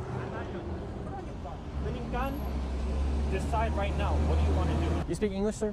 And nobody speaks English here. Yeah, all of our tax dollars are going to locations just like these. This comes straight from New York Medicaid. And all we're doing is simply asking where the money is going, because this is straight from New York Medicaid, but nobody will be able to answer any of our questions. Hello, ma'am. Do you want to answer any questions? $5.5 million went to this location. Oh my gosh. So if you scroll down, it says, here is the full 53 minutes of my crew and I exposing New York fraud. We'll play a little bit more. We uncovered $190 million in fraud as these fraudsters use the elderly and needy to commit fraud through adult and personal home care scams in New York City. Your tax dollars are paying for elderly Koreans and Chinese to play ping pong and to do Tai Chi, while the fraudsters give money kickbacks to those who enroll. 1,000 patients, and you said there's not 7,000 patients. Are you committing fraud? Does this daycare pay you to come here? Yogi. She just said yes. Here, 3 durable medical equipment companies were launched, and so we're wondering, like, where's the equipment at? Our tax dollars are paying for old people to do Tai Chi here inside of New York. So you might wonder, is that the best use of dollars, or are we better off paying for life-saving treatments in hospitals? One of the largest fraud schemes in America is taking place in New York City, as billions of dollars is being defrauded by organized Korean and Chinese mafias, along with other foreigners operating and stealing taxpayer dollars. They are using the elderly and the needy to bill the United States government billions of dollars at your expense. In the state of New York, government-funded personal assistance has become the #1 fastest growing industry in the state, going from $2.5 billion in 2019 to now nearly $12 billion in 2025. It is an industry full of fraudsters who have taken advantage of the system, and as New York City leads the state with funding and amount of providers, locations like Flushing, Queens have more than 70 adult daycares within just a few blocks. Some of these daycares receiving more than $40 million to watch the elderly play board games at the taxpayers' expense. And to see the fraud firsthand, we headed to an adult daycare who had received over $5 million, and they explained exactly how the fraud works and even led us to the main fraudsters in the area. Stay tuned, because you're going to be shocked to see what our tax dollars are being spent on. We're heading to One Stop Senior Daycare Center. This place has billed $5.2 million in just 2025 alone, and they're averaging 276 beneficiaries per day, which is 5 times above the national average of just 48 beneficiaries a day. So they have 5 times the amount of people coming into this daycare each and every single day, and they build $5.2 million. Let's go see what their operation looks like. It's on the 2nd floor. We're going in. Here we go. Hello, sir. Hello. How are you? Is this One Stop Daycare Center, right? Hi. Awesome. How are you doing, sir? Hi, how are you? Good. Nice to meet you. Yes. Amazing. We were wondering if we could check our grandma into daycare. Oh, okay. Okay, come, sit. And we have some questions as well. Yes. We were instantly welcomed in, and these individuals did something that no fraudster had ever done before, and actually opened up and talked about their business. Now, it's super important to follow this conversation because they expose exactly how the fraud happens. Is there 270 people here today? No. No. Yeah. So right now, when was that? 2025. Yeah, last year, yeah. Last year. Majority of our members left. They left. Yeah. So last year was big business. Yeah. Yeah, now it's like, less than that. You can check up for the current the billing. So what happened to all the people? Oh, yeah. To everywhere else. Everywhere that, maybe you guys know why you're here. Yeah, you're searching for the fraud claim or something, right? You guys chose the wrong place. Not here. I'm going to recommend. We have Oh, so you can tell us where the other fraud's at? We will, I mean, is this being recorded? Yeah, we're okay. So we would love to, but we're very concerned. We were trying to maybe reach out to other actual government agencies. Yeah. But we're very careful because it's a conflict of interest between us and other people. and other daycares. Yeah, but us, I'm actually glad that you guys came. You are the one like the Minnesota, right? Yeah, yeah, we help America save lots of money. Yeah. And Very so, good. like, we're Yeah. concerned about some of these crazy numbers. Like 5.75 times the national average is quite a bit. The current we are the biggest daycare right now. Yeah. The size matter. The faculty is like the biggest right now. And this daycare truly was gigantic. It had a cafeteria, a ballroom, had an upstairs, had a massage room, a karaoke room, a room for people to do art, a pool table room, and even a place for them to play their own instruments. And now they started explaining why others were leaving their daycare to go to other daycares to receive kickbacks. We used to grow bigger. And then those members, every time they would come in, they would mention some sort of other benefits that they would get. Every time we rejected it, our channel, if you see the waves, it will just keep getting discharge and discharge. So even this year, we hit maybe about a 300 to 400 member discharge, almost simultaneously. And then we all find out that the reason is because other daycares are doing whatever you guys are aware of. So we're losing our members left and right. Yeah. Interesting. Yeah. Now we're down to 120. And do you think like the fraud is real with these adult daycare centers? Can I say everything? Yeah, 100%. It's 100%. And us, I know another daycare down there, the biggest places are losing the most members. But you guys don't commit fraud? No. That's why we're losing members. The numbers speak for itself. Were you guys ever surprised by how much money you could make running adult daycares? I mean, of course, but then the funds to run a place this big, even the OIG, Inspector Generals, came last around the end of the year. They did the whole book sweep, they did everything, same place. They sat there, we had a whole meeting. We told them frankly, they said, how do you operate this place? With the members that came in, we were able to barely manage the facility. The rent is insane. The amount of staff that we had at that point was insane. So we weren't making much profit margin even anyway. So even during that time, they said, do you do any kickbacks? We opened the whole book, they inspected everything. They see no margin for kickbacks. We had no funds to do even such a thing. Frankly, we're suffering, to be honest with you guys, yeah. Really? So I need you guys' help. Yeah, no. I need you guys' help. So that looks like an incredibly interesting video, and I could just watch the whole thing of it. But the fact that the government's even paying for that, yeah, that's ridiculous. Like super fancy, like we don't get that here. Get my karaoke, man. Okay, all right. Just to let you guys know, the stamps are more expensive. Went up to 82 cents. Oh my gosh. The U.S. Postal Service says it is in the midst of a, quote, severe financial crisis. So it's raising prices beginning next week. That includes the price of the Forever stamp, which is going up 4 cents from 78 to 82 cents. That's double the price when Forever stamps were first introduced back in 2007. A government report says the Postal Service lost $2.7 billion in its last fiscal year. So they said that the USPS lost $2.7 billion in the last year, but keep in mind, that's just part of a bigger trend. They actually lost $9.5 billion in 2024, and they lost $6.5 billion in 2023. And they did this with an 80% decrease in mail volume, but they also added 190,000 employees. So they're seeing an 80% decrease in mail, they're adding record jobs, and they're losing record amounts of billions of dollars. And it doesn't stop there. Look at these salaries. I made this post here. These are people that are making over $300,000 a year working for the post office. Just look at these salaries. You couldn't even dream to make something like this at your job, but you're paying for them too. You know, I think I see where you could save some money. We do know that the post office is the most cushy place to work. By the way, everybody wants a post office job. All right, another tiny little commercial break. Michelle, I think you'll appreciate this. How to read, show you how to read a tape measure. Measure in under a minute. All of my high school welding seniors have graduated. They all know how to read a tape measure. If you don't, stick around and find out. This is the easiest way to read a tape. I promise you that. First thing. Oh, wait, hang on. We're going to give you Michelle's prediction for how this is going to go. This is the way Michelle reads tape measure. Okay.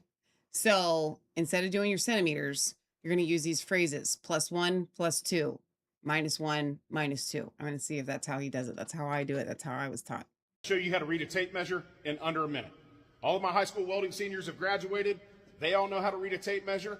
If you don't, stick around and find out. This is the easiest way to read a tape. I promise you that. First thing we have to do is identify the scale. If we look at this, there are 16 spaces and 15 lines. That means it's a 16th scale. So the smallest increment, or the smallest line, is going to be 1/16 of an inch. And every line that height thereafter is a 16th.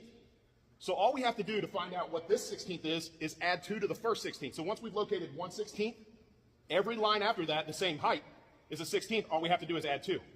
1/16, 3/16, 5/16, 7/16, 9/16, 11/16, 13/16, and 15/16. Same thing with the eighths, guys. The next biggest line is 1/8 of an inch.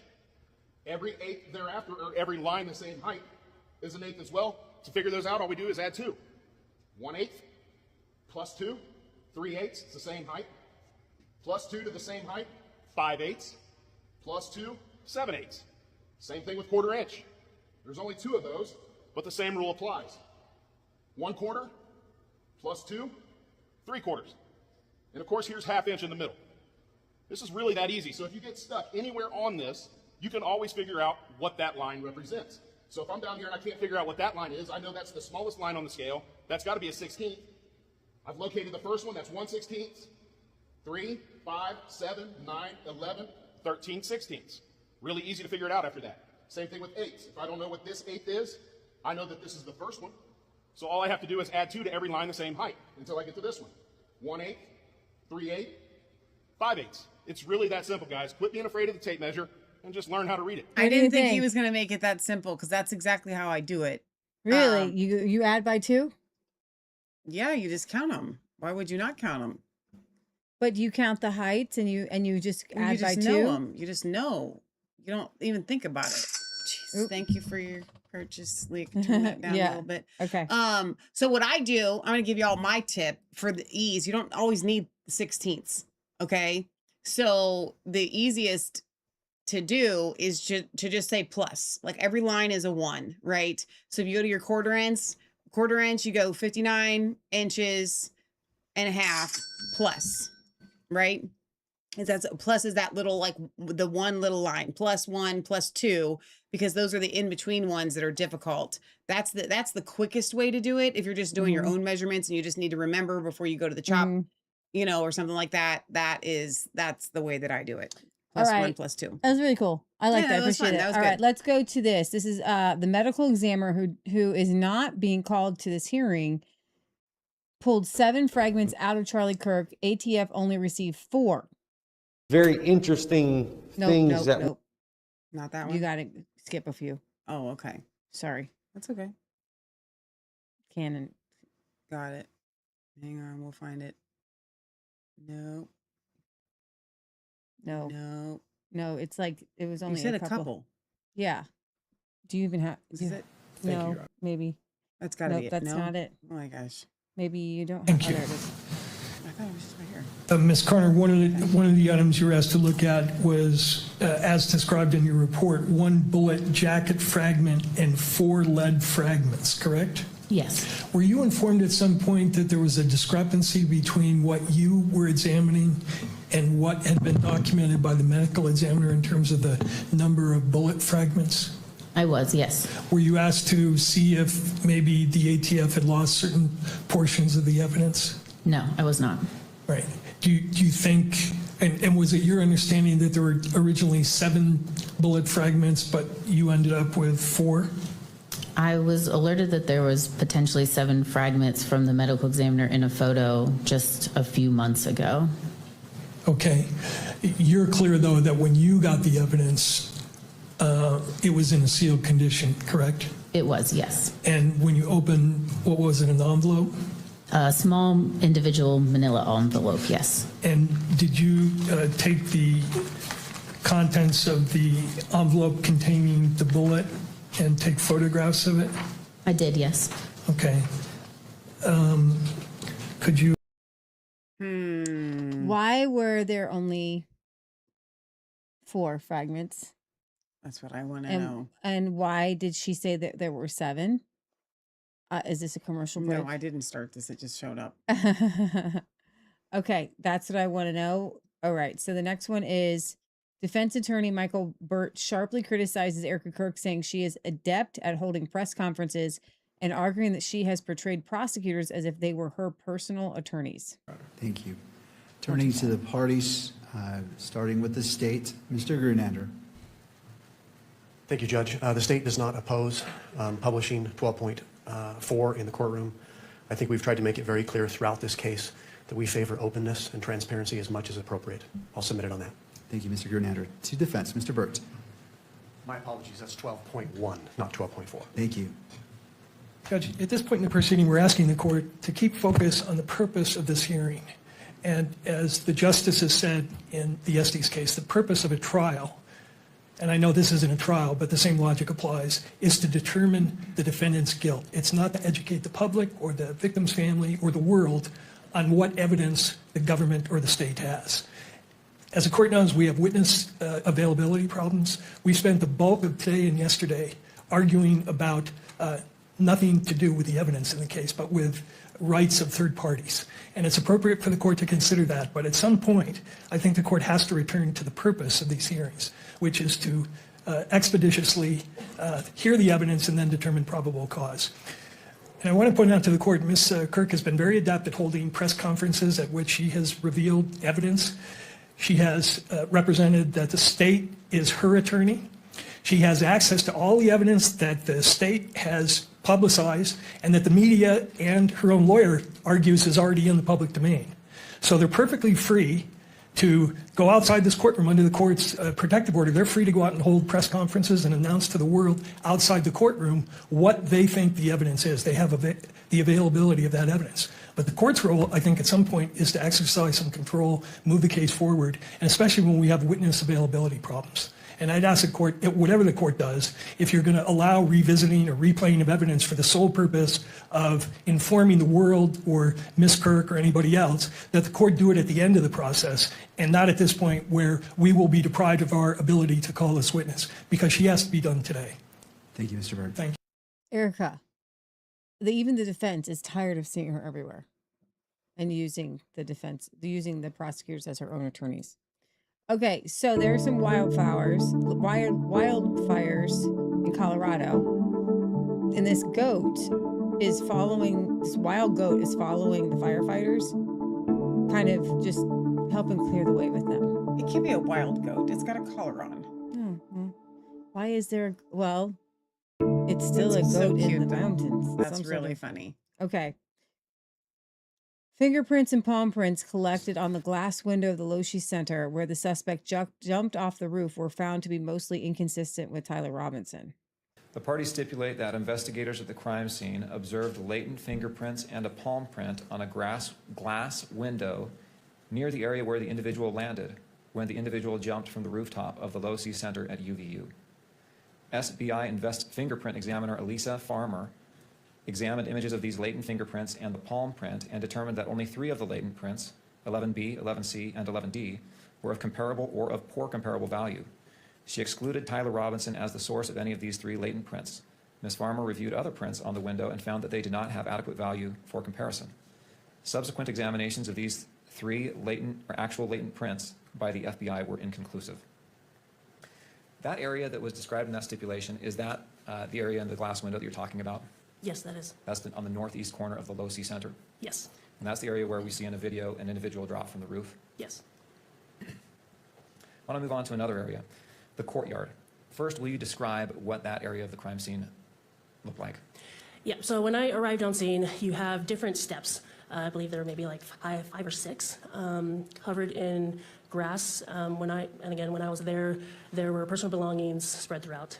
There was a tent towards the west end of that courtyard area, as well as some banners and some barriers as well. Was that area processed for evidence as well? Yes, it was. What was done to process that area?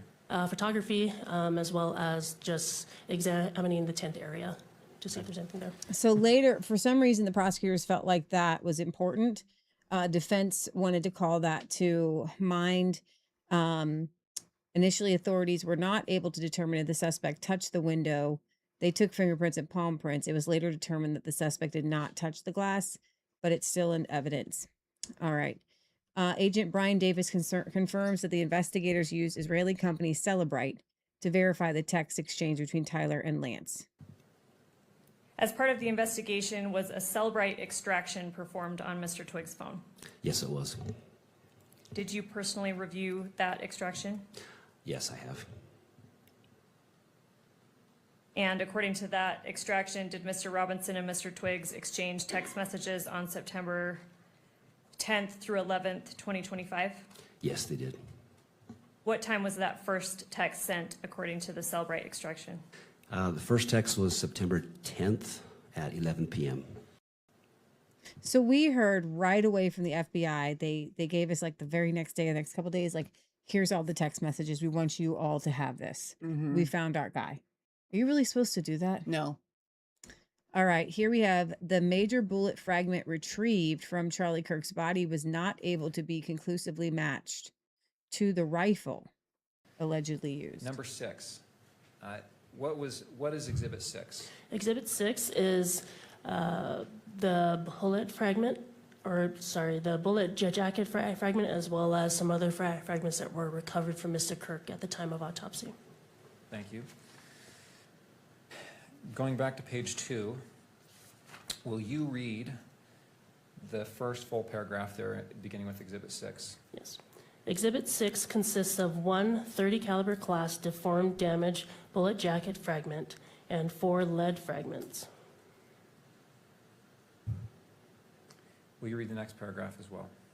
The Exhibit 6A bullet jacket fragment cannot be identified or excluded as having been fired from the Exhibit 1 rifle based on an agreement of all discernible class characteristics and neither sufficient agreement nor sufficient disagreement of individual characteristics.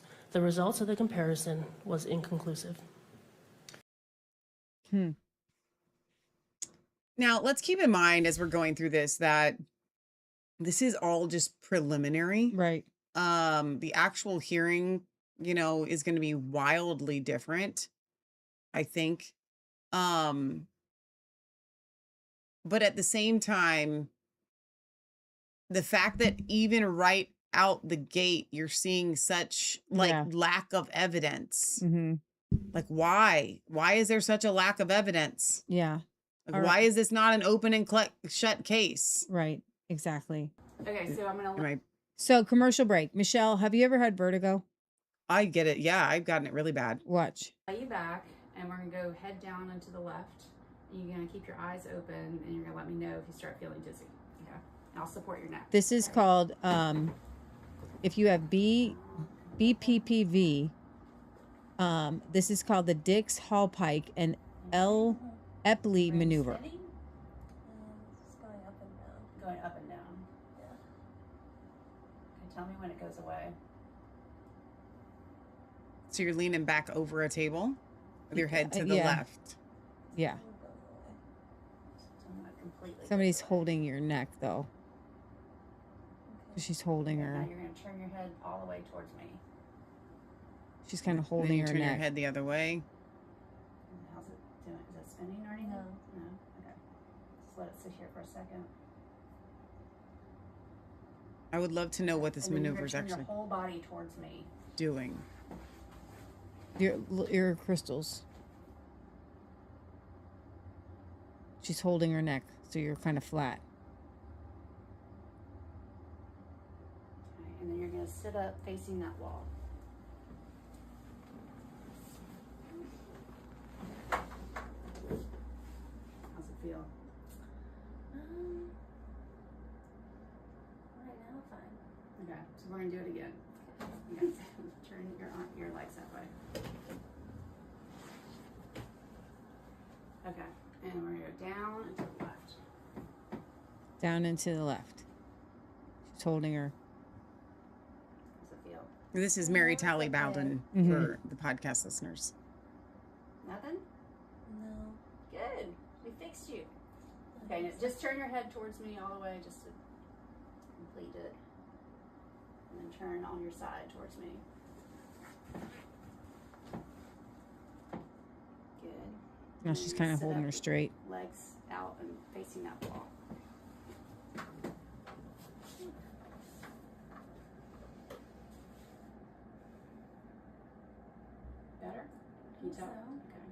Oh, that's awesome. So you can look that up. It's the DIX Hall Pike test in Epley.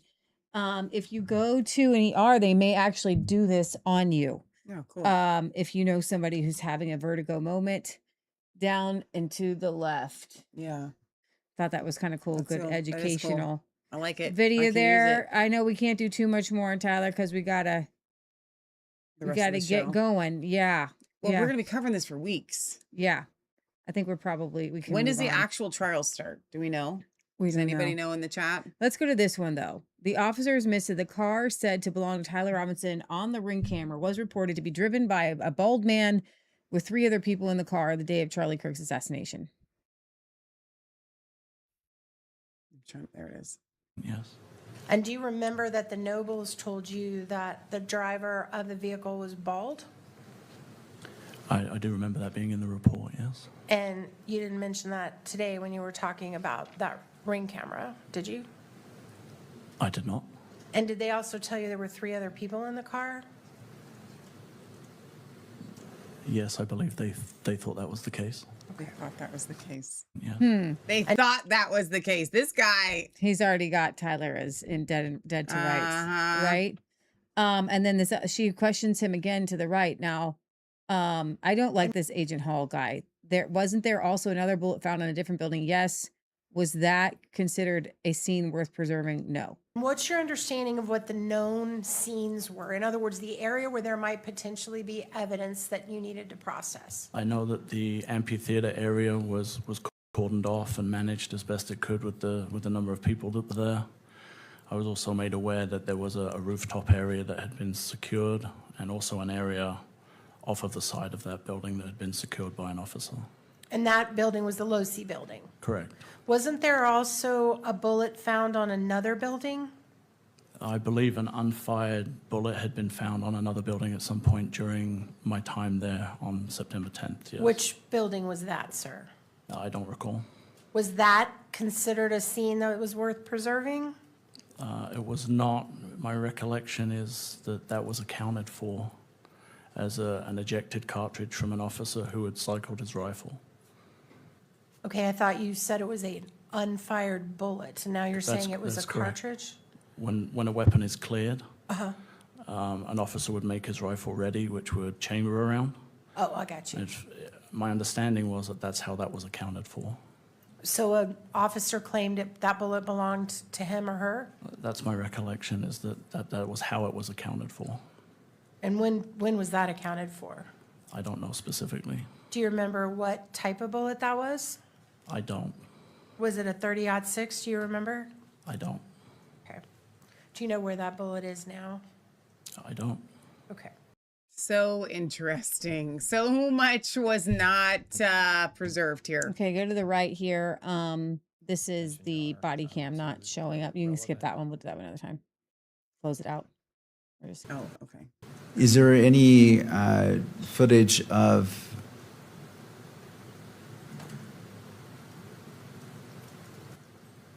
the alleged shooting? There is not. We don't need that one. You can close it. Yeah. Clarify. Objections to its admissibility. This The is a compilation video was not video that was allowed, and then it was allowed. Go ahead and close that down. Oh, commercial break. Heroic husky protects child from a bear. Oh, that's awesome. That was in Connecticut.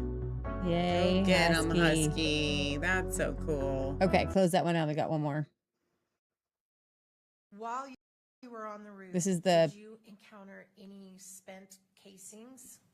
As a matter of fact, no. That's why when It's got it as loud saw as the I can get prone it. position where a person would be laying down as a sniper, being around guns and snipers all the time, I was looking for a spent shell casing. I couldn't see one. I was looking over the edge, looking all over the place, making sure the gravel wasn't disturbed, and I couldn't find a shell casing at that moment.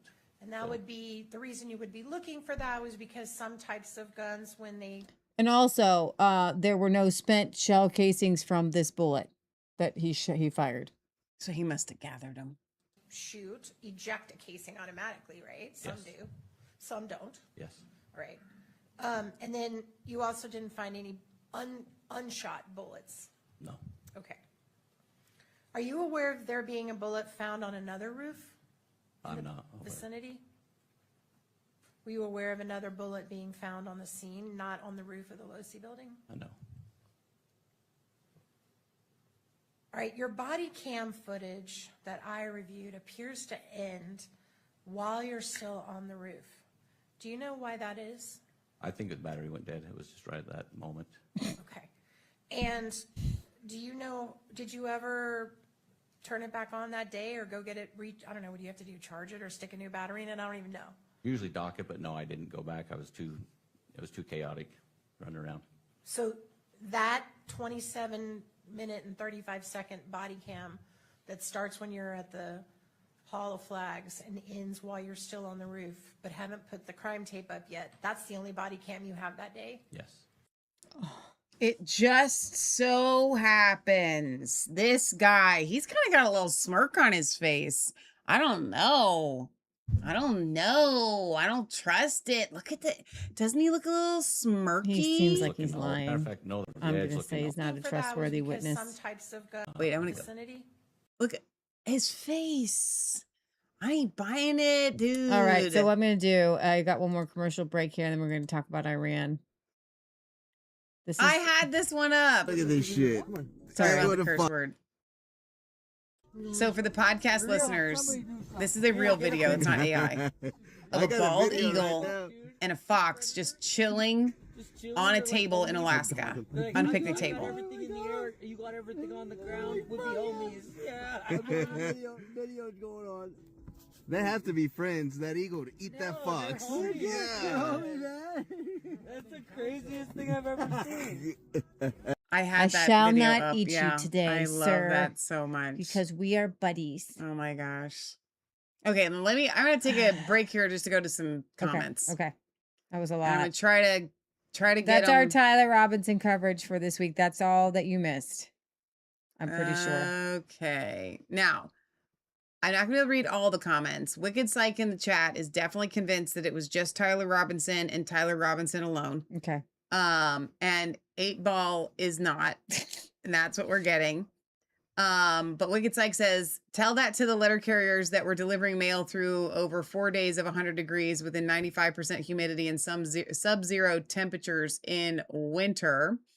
I just don't think anybody at the post office should be making 300 grand. Why don't Well, we that share was that the with Postmaster General, but yeah. But there was 5 people that made over 300 grand. I know. Well, the top 5, right? So Wicked Psych says you have to listen to defense and cross-examination from prosecution. We will be listening much closer as the trial goes I on. am bringing out the holes because I think we all know the other evidence. Yeah. When they're talking about the millimeters and the things on the tape measure. Let's see. Wicked Psych says it just meant that the prints weren't conclusive, could be too smudged or somebody else's. Okay, we're back to the tape measure. Okay, I don't have comment section, but prints that aren't definitive on a window of a public building is not odd. 8 Ball says, Groke's short reply, no, by law, the prosecution is not considered the legal representation of Charlie Kirk or Erica Kirk or the family.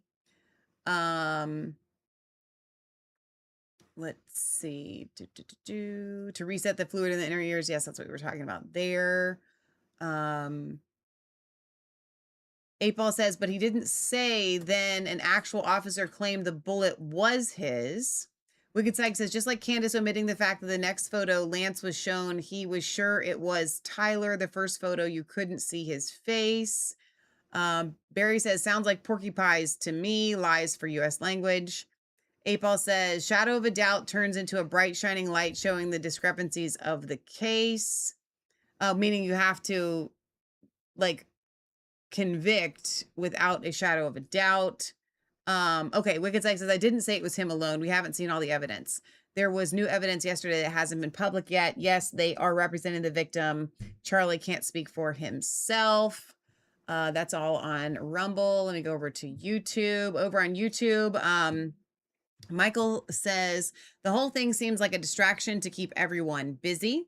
Roundhouse says, because they give Amazon cheap shipping and we have to make up the difference. Oh, for the post office thing there. And then comments on Facebook, super quiet today.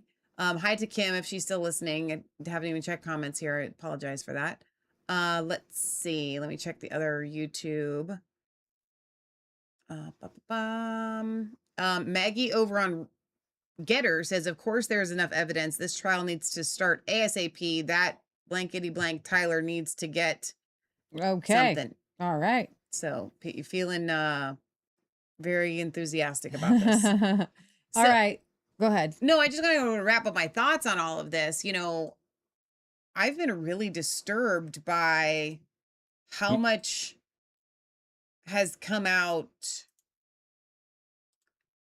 ahead of the trial. Yeah. And how much came out immediately, within hours, within days, things that shouldn't have been released right away were.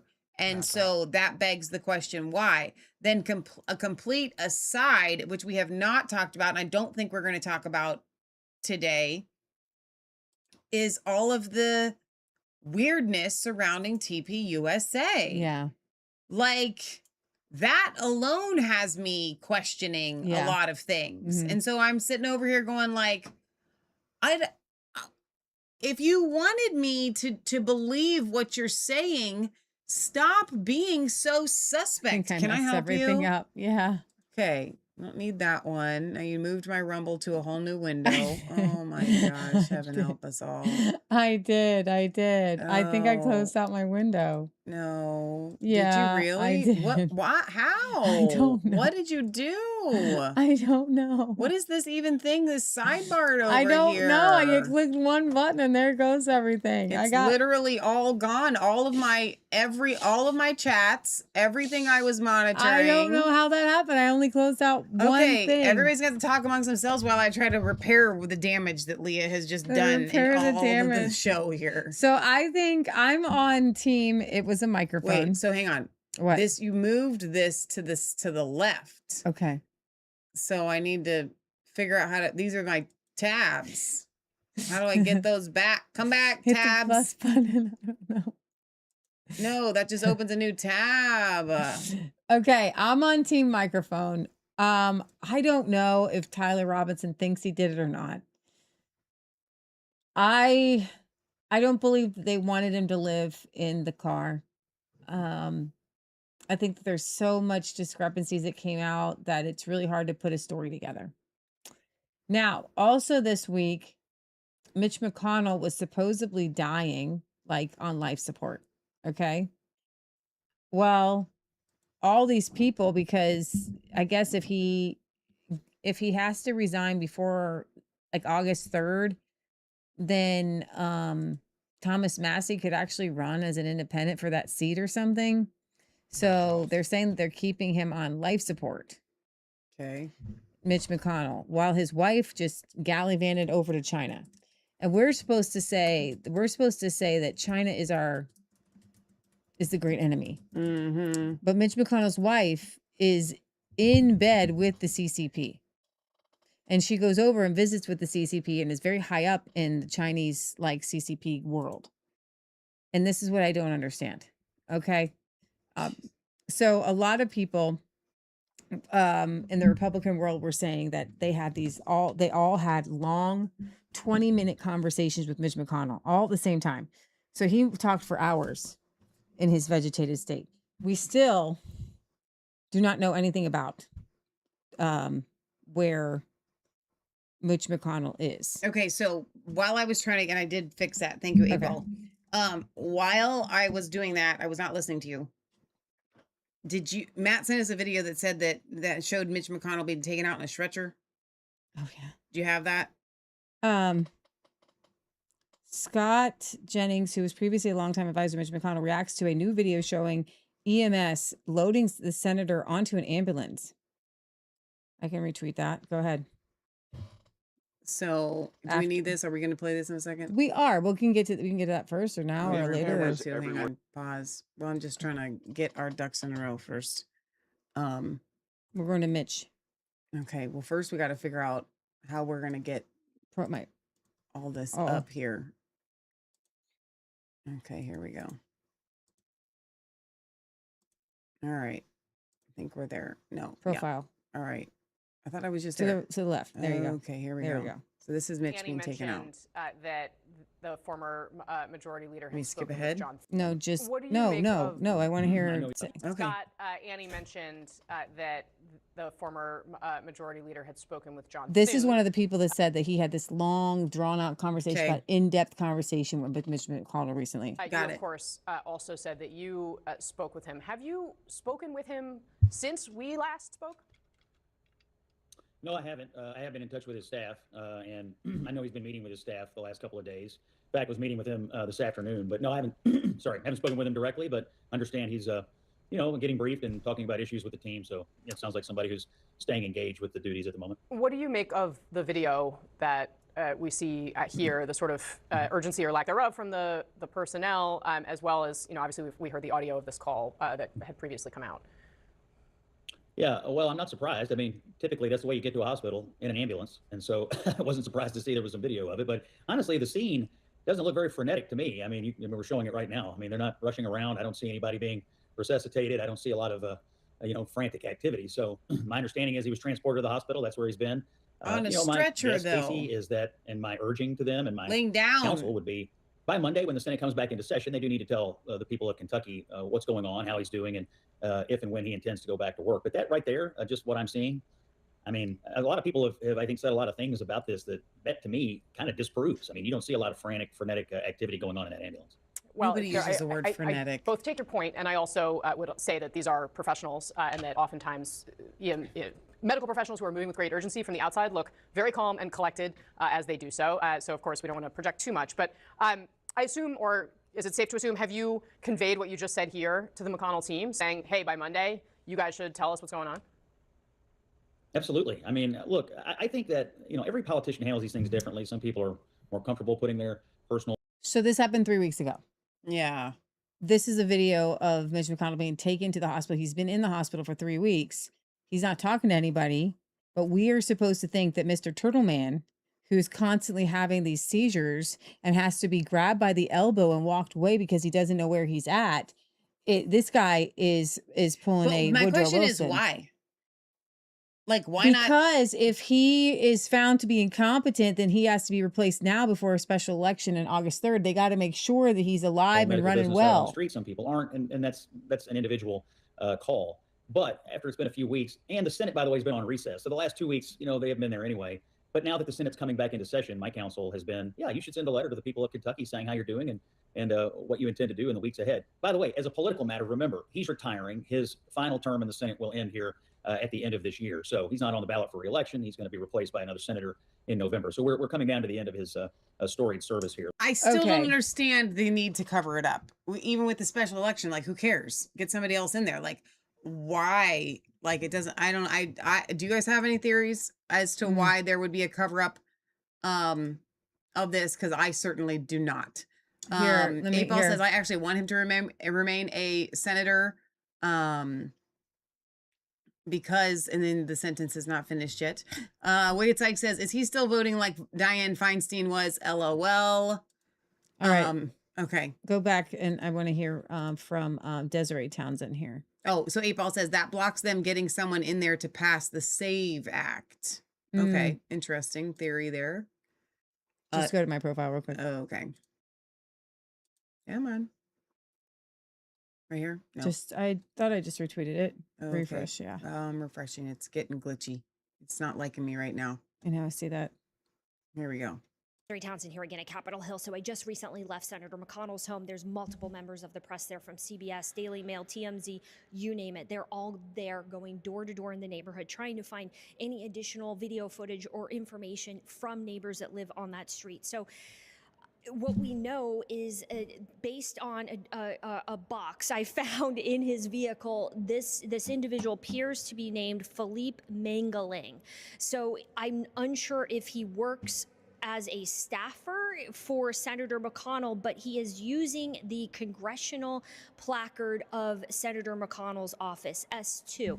2 is essentially reflecting the seniority in the Senate. So this is Senator McConnell's actual placard for him or his staff. I don't know how this man fits into this situation or if he's even allowed to be using that congressional placard, but I am putting this information out. I'm putting his name out, and I need all of you in the general public to stop, because I am reporting in an intelligence gathering fashion. Again, I have to remind you, I serve the United States of America, the federal government, and the military, and the people in here need to know what the hell is going on here at Capitol Hill. This situation is incredibly, incredibly shady. We now have Elaine Chao ordering new flooring inside her and Mitch McConnell's DC home, and that's not suspicious at all. At this point, we need to be gathering as much intelligence on this situation as we possibly can so that the federal government, the military, members of Congress who are being kept in the dark, including... This is exactly what happened with Woodrow Wilson, and here's some reasons why they might be doing it with Mitch McConnell. His absence creates a 14-14 tie or weakens the 15-14 GOP edge, stalling defense spending bills, emergency supplemental funding, example, $87 billion for the Pentagon and broader appropriations. His vote has already mattered, and late of June of 2026, his absence contributed to a resolution with 4 GOP defections directing troop withdrawal from a conflict in Iran and upcoming priorities like budget and things like that. So and then there is special election risks in Kentucky, where he will not seek re-election in 2026 and plans to serve out his term through January of 27. A vacancy triggers Kentucky's 2024 law, which requires a special election instead of a gubernatorial governor appointment, one of only a few states with this rule. And there's no temporary appointee to fill the seat. Kentucky would effectively have only one senator for months. That's why they have to keep him on life support. Okay, let's quickly go over what's happening in Iran. Michelle, let's play.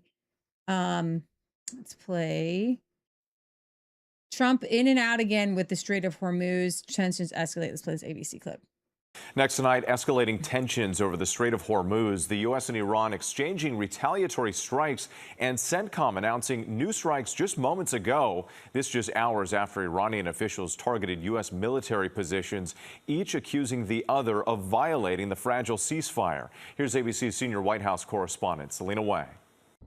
Tonight, tensions again flaring over the Strait of Hormuz just a week after the U.S. and Iran made a deal. The U.S. military announcing new strikes on Iran in direct response to continued Iranian aggression against commercial shipping.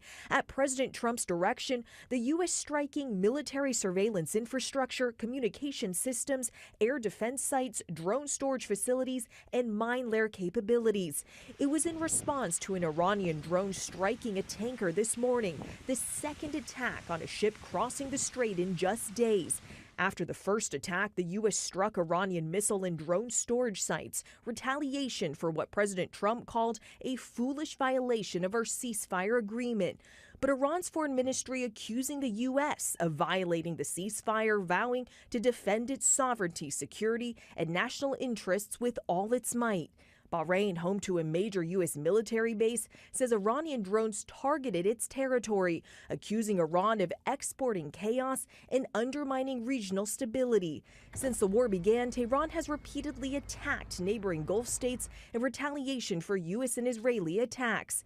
That memorandum of understanding Trump signed with Iran is already fraying. It's also a ceasefire, which, as you pointed out, is always going to be a little messy when you're dealing with the Iranians. Under that agreement, Iran promised to reopen the strait. Instead, it's been trying to control it, warning ships they could be in danger if they pass the strait without the country's permission.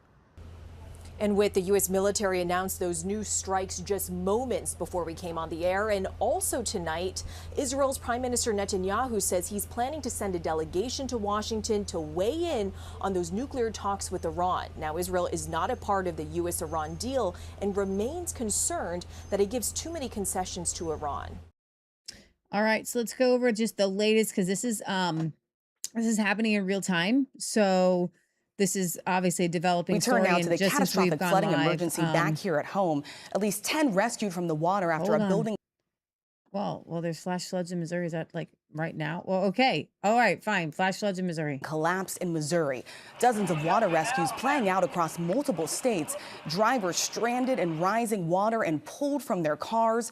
Heavy rain impacting roads and air travel. More than 6,000 flights disrupted during this busy summer season.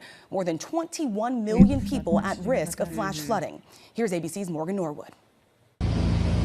Tonight, a state of emergency in Missouri after life-threatening flash floods swept through the region. First responders performing more than 90 water rescues, many at campsites like this, helping campers and residents stranded in trees by the rising waters. Oh my gosh. At one campsite in Reynolds County, officials say they rescued a group of at least 10 people that fell into the water when a building collapsed. I got stuck, as you can see behind me. Amy Wigard and her cousin Don were camping with a large group of friends and family in Lesterville.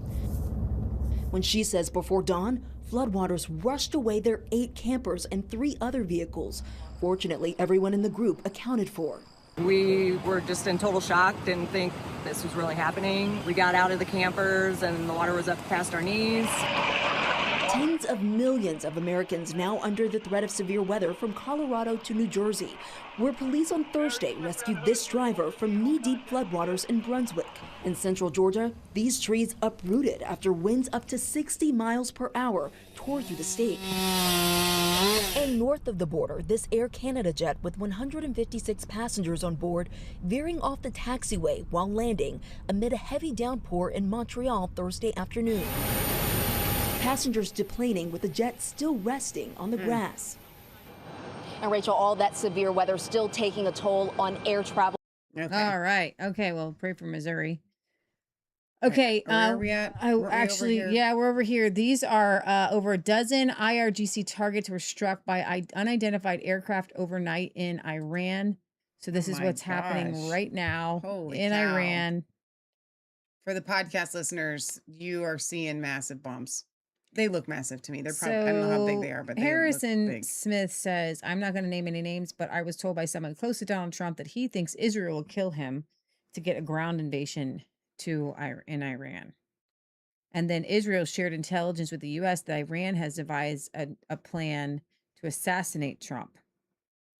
So hang on. Israel wants to kill Trump? This is what Trump they're saying? thinks, okay, Harrison Smith. Yes. Says that he's heard that Trump thinks Israel will try to kill him to get a ground invasion with Iran. Okay. Israel is telling Trump that Iran has a plan to assassinate him. So, meaning if Trump gets assassinated, then Israel's going to blame Iran? Yes. Got it. The U.S. is now demanding that Iran make a public statement declaring the Strait of Hormuz is open and that ships crossing will no longer be attacked. This follows American airstrikes this week. Our senior correspondent, Mike Tobin, is in Tel Aviv tonight. Good evening, Mike. Good evening, Aisha. In fact, U.S. officials are giving Iran a Saturday deadline to publicly renounce the attacks in the Strait of Hormuz as the U.S. ramps up efforts to pressure Iran back to the bargaining table. The U.S. hit roughly 170 targets in Iran this week, including rail bridges the U.S. says were used to transport weapons.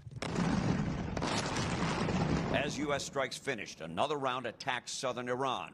The source of that attack remains a mystery. The U.S. says American forces didn't do it. One Iranian lawmaker pointed suspicion at the United Arab Emirates. It happened after Iran once again fired missiles at its neighbors. I think the Gulf states have been launching counterstrikes. They're doing it a little under the radar. I mean that literally and figuratively.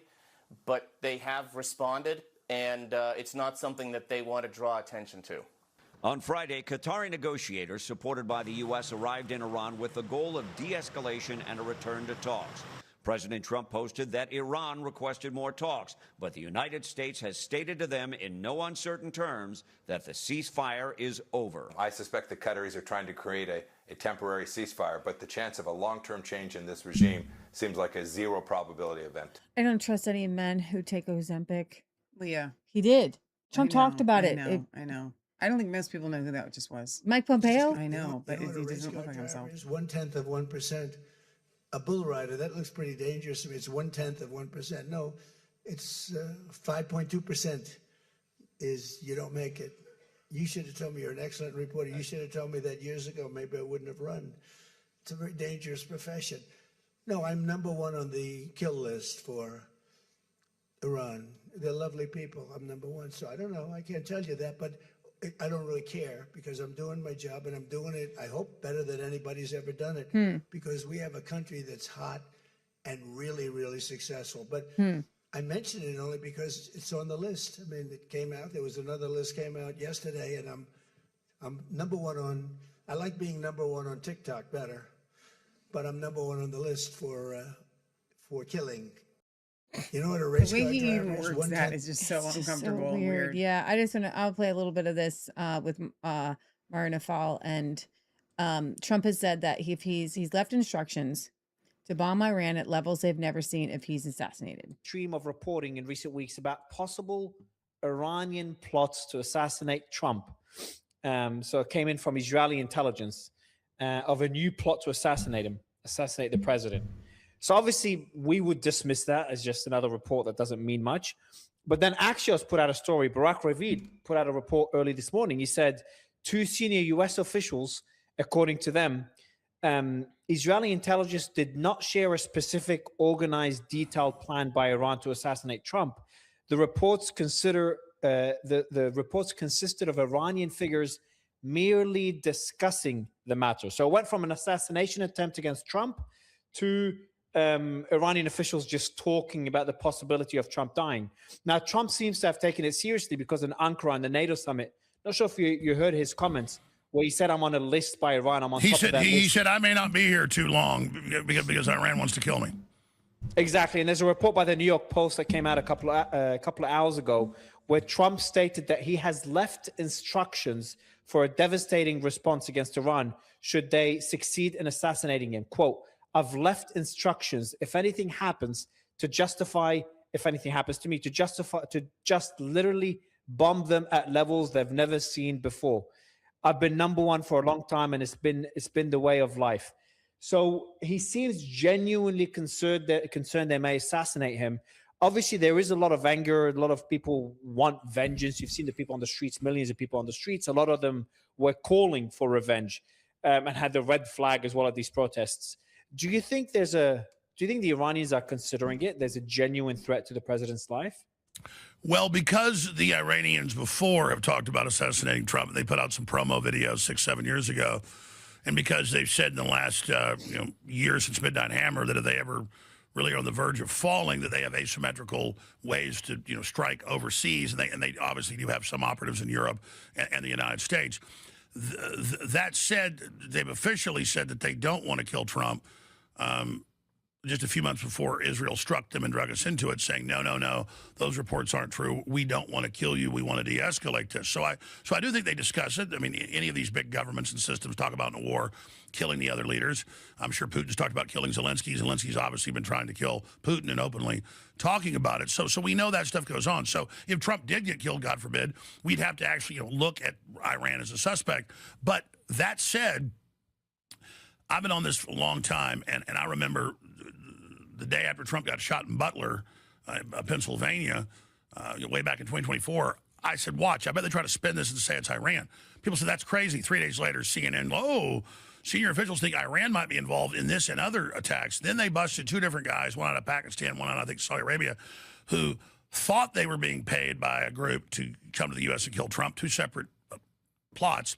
And then it later turned out it wasn't really Iran, and it was some multinational intelligence group. So they also got hire patsies and idiots that think they're working for one state and they're working for somebody else. And I said, Trump came out and said, if I'm ever killed, the same thing he just said today, I want Iran totally obliterated. I've left instructions. So he said that before and back during Midnight Hammer and even previous to that. I think this is the 3rd time I've seen him do it. Well, Israel brags they can kill everybody. Israel says we need to use the same energy we did with Hamas with exploding pagers in America against their opposition. That's what the head of the ADL said about 4 months ago. So we also have top Israelis saying we need a new 9/11 to get America back on board with our wars. Well, a new 9/11 would be President Trump being assassinated, and then Iran being blamed, and then that would probably get the American people behind a total bombardment, nukes, maybe even a ground invasion, which is totally insane. And so we have to look at Israel standing to gain from a Trump assassination, especially because he set the table and opened the door that if I'm killed, it's Iran. Yeah, so I think that this is, this is getting a little out of hand. I think it went out of hand. Iran attacked some commercial ships in the Strait of Hormuz earlier this month, prompting the U.S. airstrikes on dozens of Iranian military targets. Iran retaliated against U.S.-linked sites in the Gulf, and then Trump declared the ceasefire over, but said the U.S. has agreed to continue talks at Iran's request. Mediators like Qatar are trying to de-escalate, and the core issue is who controls the Strait of Hormuz, Iran's nuclear program, and whatever. So we're back at war. Bombs are flying. Somebody seems is Trump going to be assassinated? That's a really good question. I don't know, and I don't think it's going to be Iran if he is. The end. So, I don't think it's necessary to assassinate Trump to accomplish what they want to accomplish. Really? Yeah, because I think that they're getting more done with Trump in office than anybody else, especially with JD Vance. I don't think they're going to get as much done with JD Vance. Yeah. Yeah, I think Trump's too useful. You'd have 2 more years of JD Vance, and I don't think that Trump's too useful. You're smart. And, you're smart. He's too useful. To honestly, if Israel. you're going to assassinate Trump, just do it at the very end. Like, when he's not going to be useful anymore. I feel like this whole thing is just bogus. Yeah. And to get people riled up and distracted. Although, honestly, I think that the Charlie Kirk, Tyler Robinson trial is possibly going to expose some stuff that's not going to look good. So, they might need a big distraction. So I don't know what's coming down the line. I don't have an opinion on that. Let me read some comments over here. Let's see. Nana Yaffa says, public enemy number 1 anyway. 8ball says, there's also talk of how much money / time it would take to make a tunnel through the mountain, cutting out the strait, going straight north to south. Wicked Psych says, governments are blowing stuff up all over the world, but if someone has a gas stove, they are destroying the planet. That's a good point. Kimberly says, didn't they try to pin the Butler shooting on Iran? And that's exactly what Alex just said. Chameleon for babies says, for real, no gas stove or wood fireplace for you while we blow up the world. COVID tyrant kings be unfurled. Guys ain't girls twirled. Pedo wood tunnels exposed. Potomac swirled. Flush DC sewer poo curled. What? That was a good poem. God save us, America. America, U.S. hurled. God save the world. That is, and it just keeps going. You are a poet and you knew it. That's awesome. That was really fun. Okay, and we are going to do our vote here in a second on the bug spray. Okay. Let's see. Let me check a couple more places for comments, and then we're gonna. I don't know what else Leah has for. We're good. Is that it? We're ready to do our vote. We're ready to do the vote. This is exciting. Okay, so I don't want anybody to go anywhere because we need as many votes as possible to make it fair. Okay. Now, I need to be able to put like a red line through the ones that we're not going to be using. I've got a check mark next to them, the ones that you're not allowed to vote for. Okay. All right. So let me switch my mouse here so we can do this together. We're going to go over the ones that, okay. So, and I appreciate everybody that, everybody that submitted a name. You are amazing. Thank you for that. I think that every single option was a fun one. So please do not think that just because yours didn't make the first cut. For those of you that don't know, we did vote the other day, but because it was like a Tuesday or something, we weren't able to, there we go. We weren't able to, we got to do one more. To actually, oh wow, this is interesting what they just did for me. Hey, I would like to do another one. Hello. Okay, it actually, that's too much AI for me. All right. All right, so here's what's left. We have, and I'm just going to leave the letters the same because it just makes it easier for me. D, Bug Blaster. Now I do need to get rid of my check marks here. What is going on with this right now? Okay, here we go. So we're getting rid of the check marks because we're going to start all over afresh with a fresh vote. So your votes don't matter from before at all because we're starting over. All right. So here's what we have. We have D, which is Bug Blaster. E, Bug Begone. F, Don't Bug Me. G, Divine Bug Protection. I, Bug Off. J, Bug Shield. And M, Nature's Bug Shield. Bug Blaster, Bug Begone, Don't Bug Me, Divine Bug Protection, Bug Off, Bug Shield, Nature's Bug Shield. So those are actually, J and M are very, very, very similar. Okay, so as you guys vote, we're gonna go through this, and I need as many of you to vote as possible so that we have as much of a pool to pull from. All right, so we've got 1 for Don't Bug Me. We've got, that is from Sherry Kula. So Sherry Kula for Don't Bug Me. All right, so I'm gonna grab my Don't Bug Me check mark here. And then over on Facebook, Carolyn says I, which one is I? It was just Bug Off. All right, so we got 1 for Don't Bug Me, 1 for Bug Off. I think 8 Ball had a Bug Off too. So that's 2 for Bug Off. Let's see. G, Marlene says. G is Divine Bug Protection. I do like that one. Lee and I are going to need to vote, but I don't want to influence you guys, so I'm not going to vote till the very end. Although that kind of makes it seem like I'm doing like a final decision, which I don't want to do that actually. Sharon says J, which is Bug Shield. Leah, do you have a vote here? We're at Bug Blaster, Bug Begone. I'm going to vote. I'm going for Bug Begone. How about that? I like Bug Begone. Bug Begone. We got, okay, so we have Bug Blaster, Bug Begone, Don't Bug Me, Divine Bug Protection, Bug Off, Bug Shield, and Nature's Bug Shield. Ooh. No, it's so hard. I'm going to go with Nature's Bug Shield. Really? The one that hasn't had a vote? You're not making this easy. All right. That's not helpful because we're like, right now, Bug Off is winning only by 1 vote because all of the other ones are tied. You guys. All right, hang on. Wicked Psych says, I like Nature's Bug Shield, but I like when the names are alliterative like Hallelujah Hand Wash. All right, so hang on. We've got, okay, so C-Matic says, Don't Bug Me. So let's put that, let's do a Don't Bug Me here. Oh, we got 2 for Don't Bug Me. All right, we've got Kimberly Vinzel with Bug Off. Bug Off. How am I going to make an advertisement for that? Okay, so then we have Jenny that has Bug Shield. You guys, I don't know. Are we going to have to go into a runoff here?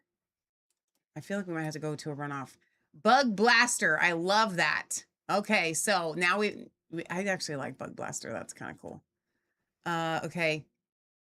It shows that it's a natural product, the Nature's Bug Shield. Okay, so here we are. She already voted. No, I know. What'd she vote for? She voted for Nature's Bug Shield. I did. Oh, is that your vote then? Hang on. Oh, she said I do. Is that your official vote, Wicked Psyched? She said I like Nature's Bug Shield. But she likes when they're, but we don't have any alliterations. Yeah, there's no word for nature that starts with the So B. yeah, give her the check mark. Okay, we're giving you the vote with the Leah, with the Nature's Bug Shield. We're still at the Bug Off. All right, so Bug Off is winning. You want to go down to a 3-way tie? I think we're gonna have to go down to a 3-way tie. Like not a 3-way tie, but like I think we're gonna have to go down to like the top 3. Which I know, how do you do that? Because okay, here's what we'll do. We'll eliminate all the 1 check marks. Okay. And do it again. Okay. Okay, we're gonna have to. You guys can keep your vote, but for those of you, all right, so yes, we got, all right, let me double check over here. Carolyn says my dog is waiting. Oh my gosh. Okay. So I'm checking a couple other places here for comments, make sure we're not missing any. All right, so Sharon, did we do your, Sharon, you can't vote twice. You did. She likes it though. She does like it. Okay, so here's what we're going to do. Did I miss Glenda? All right, Glenda put a bug off. Thank you. All right. Thank you. That's very helpful, Kimberly. So bug off is winning by a lot. All right, so here's what we're going to do. All right, so now I think we have to get rid of anything that has one check mark. Okay. And then that'll be the final vote, right? Okay. So, all right, so let me get rid of these greens. So we're getting rid of Bug Blaster, even though I do like it. Oops, thought I duplicated that. Okay. We're going to get rid of Bug Be Gone. Isn't that the one I voted for? I don't know, is it? I don't know. No, I can't remember. Okay, so we're getting rid of Bug Be Gone. Delete you. And we're getting rid of Divine Bug Protection, even though I do like that. Yeah, I like them all. I do too. I know it's so hard. All right. Okay, so now I have to get rid of the check marks. So we have to, now we're starting over. You have to vote again. You can keep your vote the same. You can change your vote. But essentially what we're pulling on is everybody's. Now I'm sorry in the chat that you have to vote again. All right, so now we're starting over with the top. What is this? 4? Bug Don't off, bug me. Don't bug me. Bug off. Bug Shield and Nature's Bug Shield. Ooh, but that's a tricky one because, like, maybe you like Bug Shield or Should we get rid of Bug Shield and just Yeah. make it Nature's Bug Shield? Yeah. Okay, so we're gonna combine those two. So, guys, we're gonna get rid of Bug Shield and we're gonna do Nature's Bug Shield. So that gets us down to 3, which I feel good about. Top 3. Loretta, did I see yours? Jay, yours was a Bug Shield, so you're getting rolled into Nature's Bug if Shield you want to. Okay, so now we want to revote. We're gonna revote here. Eats the bugs. Eats the bugs. That's really cute. Okay, so are we starting over again? All right. Yeah, so we got 8 Ball and Kimberly with Bug off again. All right. So I got you guys here. 8 Ball and Kimberly. Got your votes. I appreciate your guys' patience. This is really fun. All right. C-Matic says don't bug me, that is really fun. Okay. So for those of you, again, paying attention, don't bug me, Bug off, and Nature's Bug Shield. That's what we're down to. Oh my gosh. Okay, so Marlene says M, and Sharon says new vote M. So we got 2 for Nature's Bug Shield. All right. We're in the running because you can put mine in there. All right, so Leah's going to give her vote. All right. Shoot. I don't know what I want to vote now. You're going to be a final. I'm not. I don't want to be the final final. I have to do mine now because I don't want to be a final vote. So I'm going to go without looking at anybody else's.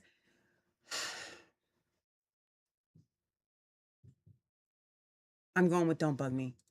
For real. Yeah, why not? Okay, don't bug me. Okay. All right. So then we've got I'm torn. Glenda says bug off. Okay. So all right. You guys are amazing. Gosh. Sherry says don't bug me. I like them all. Okay. Oh my goodness. Okay. Wait, hang on. Liz is an M. Liz is at Nature's Bug Shield. Oh my gosh, what's happening? Nature's Bug Shield is winning, guys. Nature's Bug Shield is winning. Ooh. I have not actually checked over at Brighteon, so let me pull that up just in case I'm missing anybody's comments over there. I hope I'm not. I don't think so. Okay. All right, so right now, inspiration. We're not taking new names. Inspirational insect immunity. That's it. It's an alliteration though. Okay, so Chameleon is going with bug off. Oh no! Oh my gosh, we don't have a tie. What's happening? Okay. Oh my gosh, you guys, I'm on the edge of my seat here. We're tied. I can't breathe. We're tied.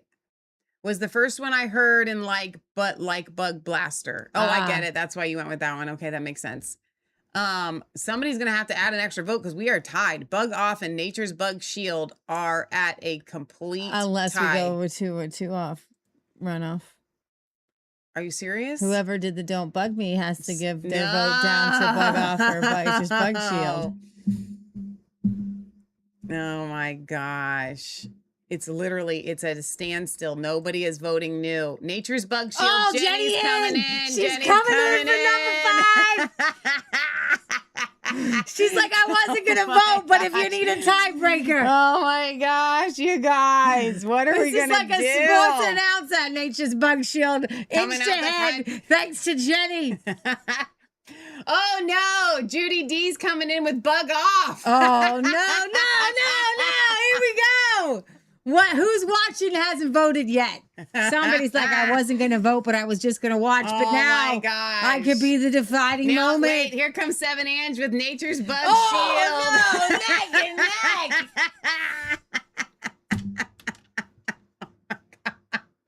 You guys, you're killing me, Smalls. Oh my goodness. I don't even know what you people. So you don't have smell-o-vision, but it smells amazing. It smells mostly like geranium, but it's designed, and what's amazing about this bug spray is it's going to last you forever. Yeah. But when the vinegar goes away, you do smell it. You do smell the kind of vinegar. dissipates up. It's kind of dissipated already. You're left with just like this beautiful geranium. That's kind mostly of what you smell. Yeah. You smell a little citronella. And we will keep all the ticks and the mosquitoes and the little fly natty things that are everywhere off of you. All right. We're Loretta, am I missing yours? Did I not get yours? She says, hello. Okay, Loretta, leave me one more. Okay, hang on now. Stuart, you're in the UK. What you doing jumping in here? Stuart is in it for bug off. Now we are tied again. Loretta, did I not get yours? Loretta, let me what know were in the you? chat if I What didn't were read you? yours, because I was reading names. Because Loretta's at Nature's Bug Shield.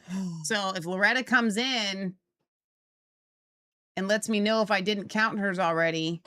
Does anybody hear us say I don't Loretta? think I said Loretta. I don't. Somebody help me out here. I don't remember saying Loretta's new vote. Somebody help me in the chat. Oh my gosh, this is too much stress. No, it's very exciting. Oh I my love gosh, here we go. Toby Wade coming in with bug off. Now, hang on. So Loretta, if Loretta's vote is M, we are tied again though. Well, you know what we're going to do? We're going to have to roll it over to Sunday show. No, Top 2. we can't. Sunday show. Leah. Top 2 Sunday show. No, you didn't count Loretta's. Okay, so that makes us tied though. Top 2 Sunday show. Here we go. Guys. You don't have time to make a sticker anyways. No, I don't. Top 2 Sunday show. Thank you, Liz. For our. All right. For real, we're tied with Bug Off and Nature's Bug Shield. Here's what's interesting is though they are very different. Yeah. You know, compared to all the other ones. One is like Bug Off. The other is like Nature's Bug Shield. Oh, so you're going to have people in 2 different camps, right? You got the funny people. The snarky ones. And you got the people who are like task oriented. Like this is what it is. So that you know what it is. It's Nature's Bug Shield. You're shielding yourself right, like Captain Loretta, we America. did count yours, but yours makes it for a tie. You see. Oh my gosh. Neck and neck.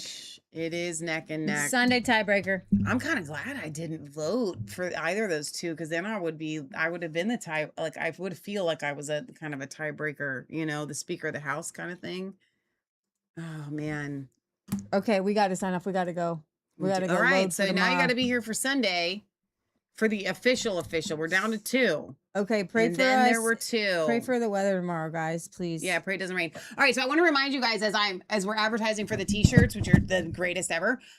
This red in person is a really dark, deep red. It's like that news up here. I don't know why it doesn't. And the 250 and the 1776 really pop in person. So it's just something with the camera that's making it so it doesn't show up. But like these are Look at available now that. at shop.resistancechicks.com. You can wait on your shirts for the bug spray, but it's probably not going to be up on the website for until like next Friday. Easy, because I won't have the label. We won't have stickers. Yeah. We got to label the bug spray. We got to get our name down. We got to get the graphics down. Well, then we can get you the bug I can't spray. make the graphics until I have the name, because the graphics are going to really be like the Bug Off. Just so you guys can know, this may influence your vote. Like the Bug Off, that's going to be like you're going to see like a bug and like you know, or what is it? Is it Bug Off? No. What is the one? Yeah, it's Bug Off. And Nature's Bug Shield. Bug Off is going to be more of a like a cartoonish splat like a bug, like bug off or something. I don't know what I'll come up with. Nature's Bug Shield is going to be more pleasant, like the Hallelujah hand wash. So like if that influences your vote at all. Caroline says, okay, that's what I'm going to do. You're going to wait for the bug spray until we get it. It's so nice though. It is a very, very nice smell. Once the vinegar smell of it dissipates. It's going to be a giant family size, so big. all summer size. That's going to last you like 3 years. Honestly, you'll never need to buy another bug spray every time ever. I make a bug spray, I make it in a smaller container and it lasts a couple years, it seems like. Yeah. So like we're not doing ourselves any favors here, but like this is a 4-ounce bottle. It's twice as big. Like you would be fine with a 4-ounce bottle, but these were the bottles that we had. And I really like the way they feel in the hand. They do. They're really good. They feel really nice for like a bug spray. You can spray your whole family down all summer long. Now we do have the pest patrol for your dogs. We do. We don't have a sticker for it yet. We don't have a sticker for it, but it's in the 4-ounce bottles. Yes. Because you're not going to need as much for your dogs. So, all right, that is the end of tonight's show. Thank you guys for tuning in. Thank you for everybody that has pre-ordered your t-shirts. If you did pre-order your t-shirt, it went out in the mail today. Anybody that ordered your t-shirts today, yours are not going out until Monday because we'll be at a craft show tomorrow. Anybody local can always visit us every Saturday at the Eastgate Outdoor Vendors and Food Trucks. Coolest shirts in town. And you can get your shirt in person if you're local. You can come to the Eastgate come Outdoor. get a couple I'm going to take shirts. some shirts tomorrow with us. Yep. So we're going to go load up the car tonight. And have a phenomenal show. So I hope you guys have a wonderful rest of your weekend. You are amazing. Thank you for making our show so fun. 8-Ball, thank you for gifting all of those premium memberships to everybody for this month. Bug off, use trumpets. Like that. Okay. Still 1,300 on Sunday. Sundays we're doing 1:30. You can try and do it early. I like doing them early, but we'll see what happens. I can't give you that answer right now.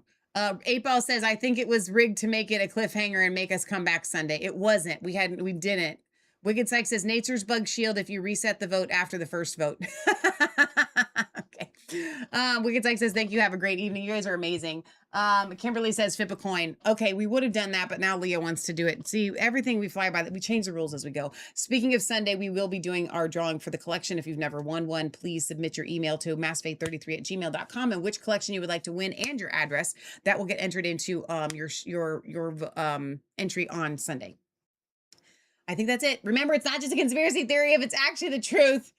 And we're going to end up with Bug Off or Nature's Bug Shield. That's it. That's what it's come down to. It's so exciting. This is like finding a wife or a spouse on the, you got to come back next week, see which one they're going to marry kind of deal. This is kind of fun. The Steelers, you can't vote right now. It's too late. Now we closed voting. You got to come back on Sunday because now you would have broken it and put in the Nature's Bug Shield.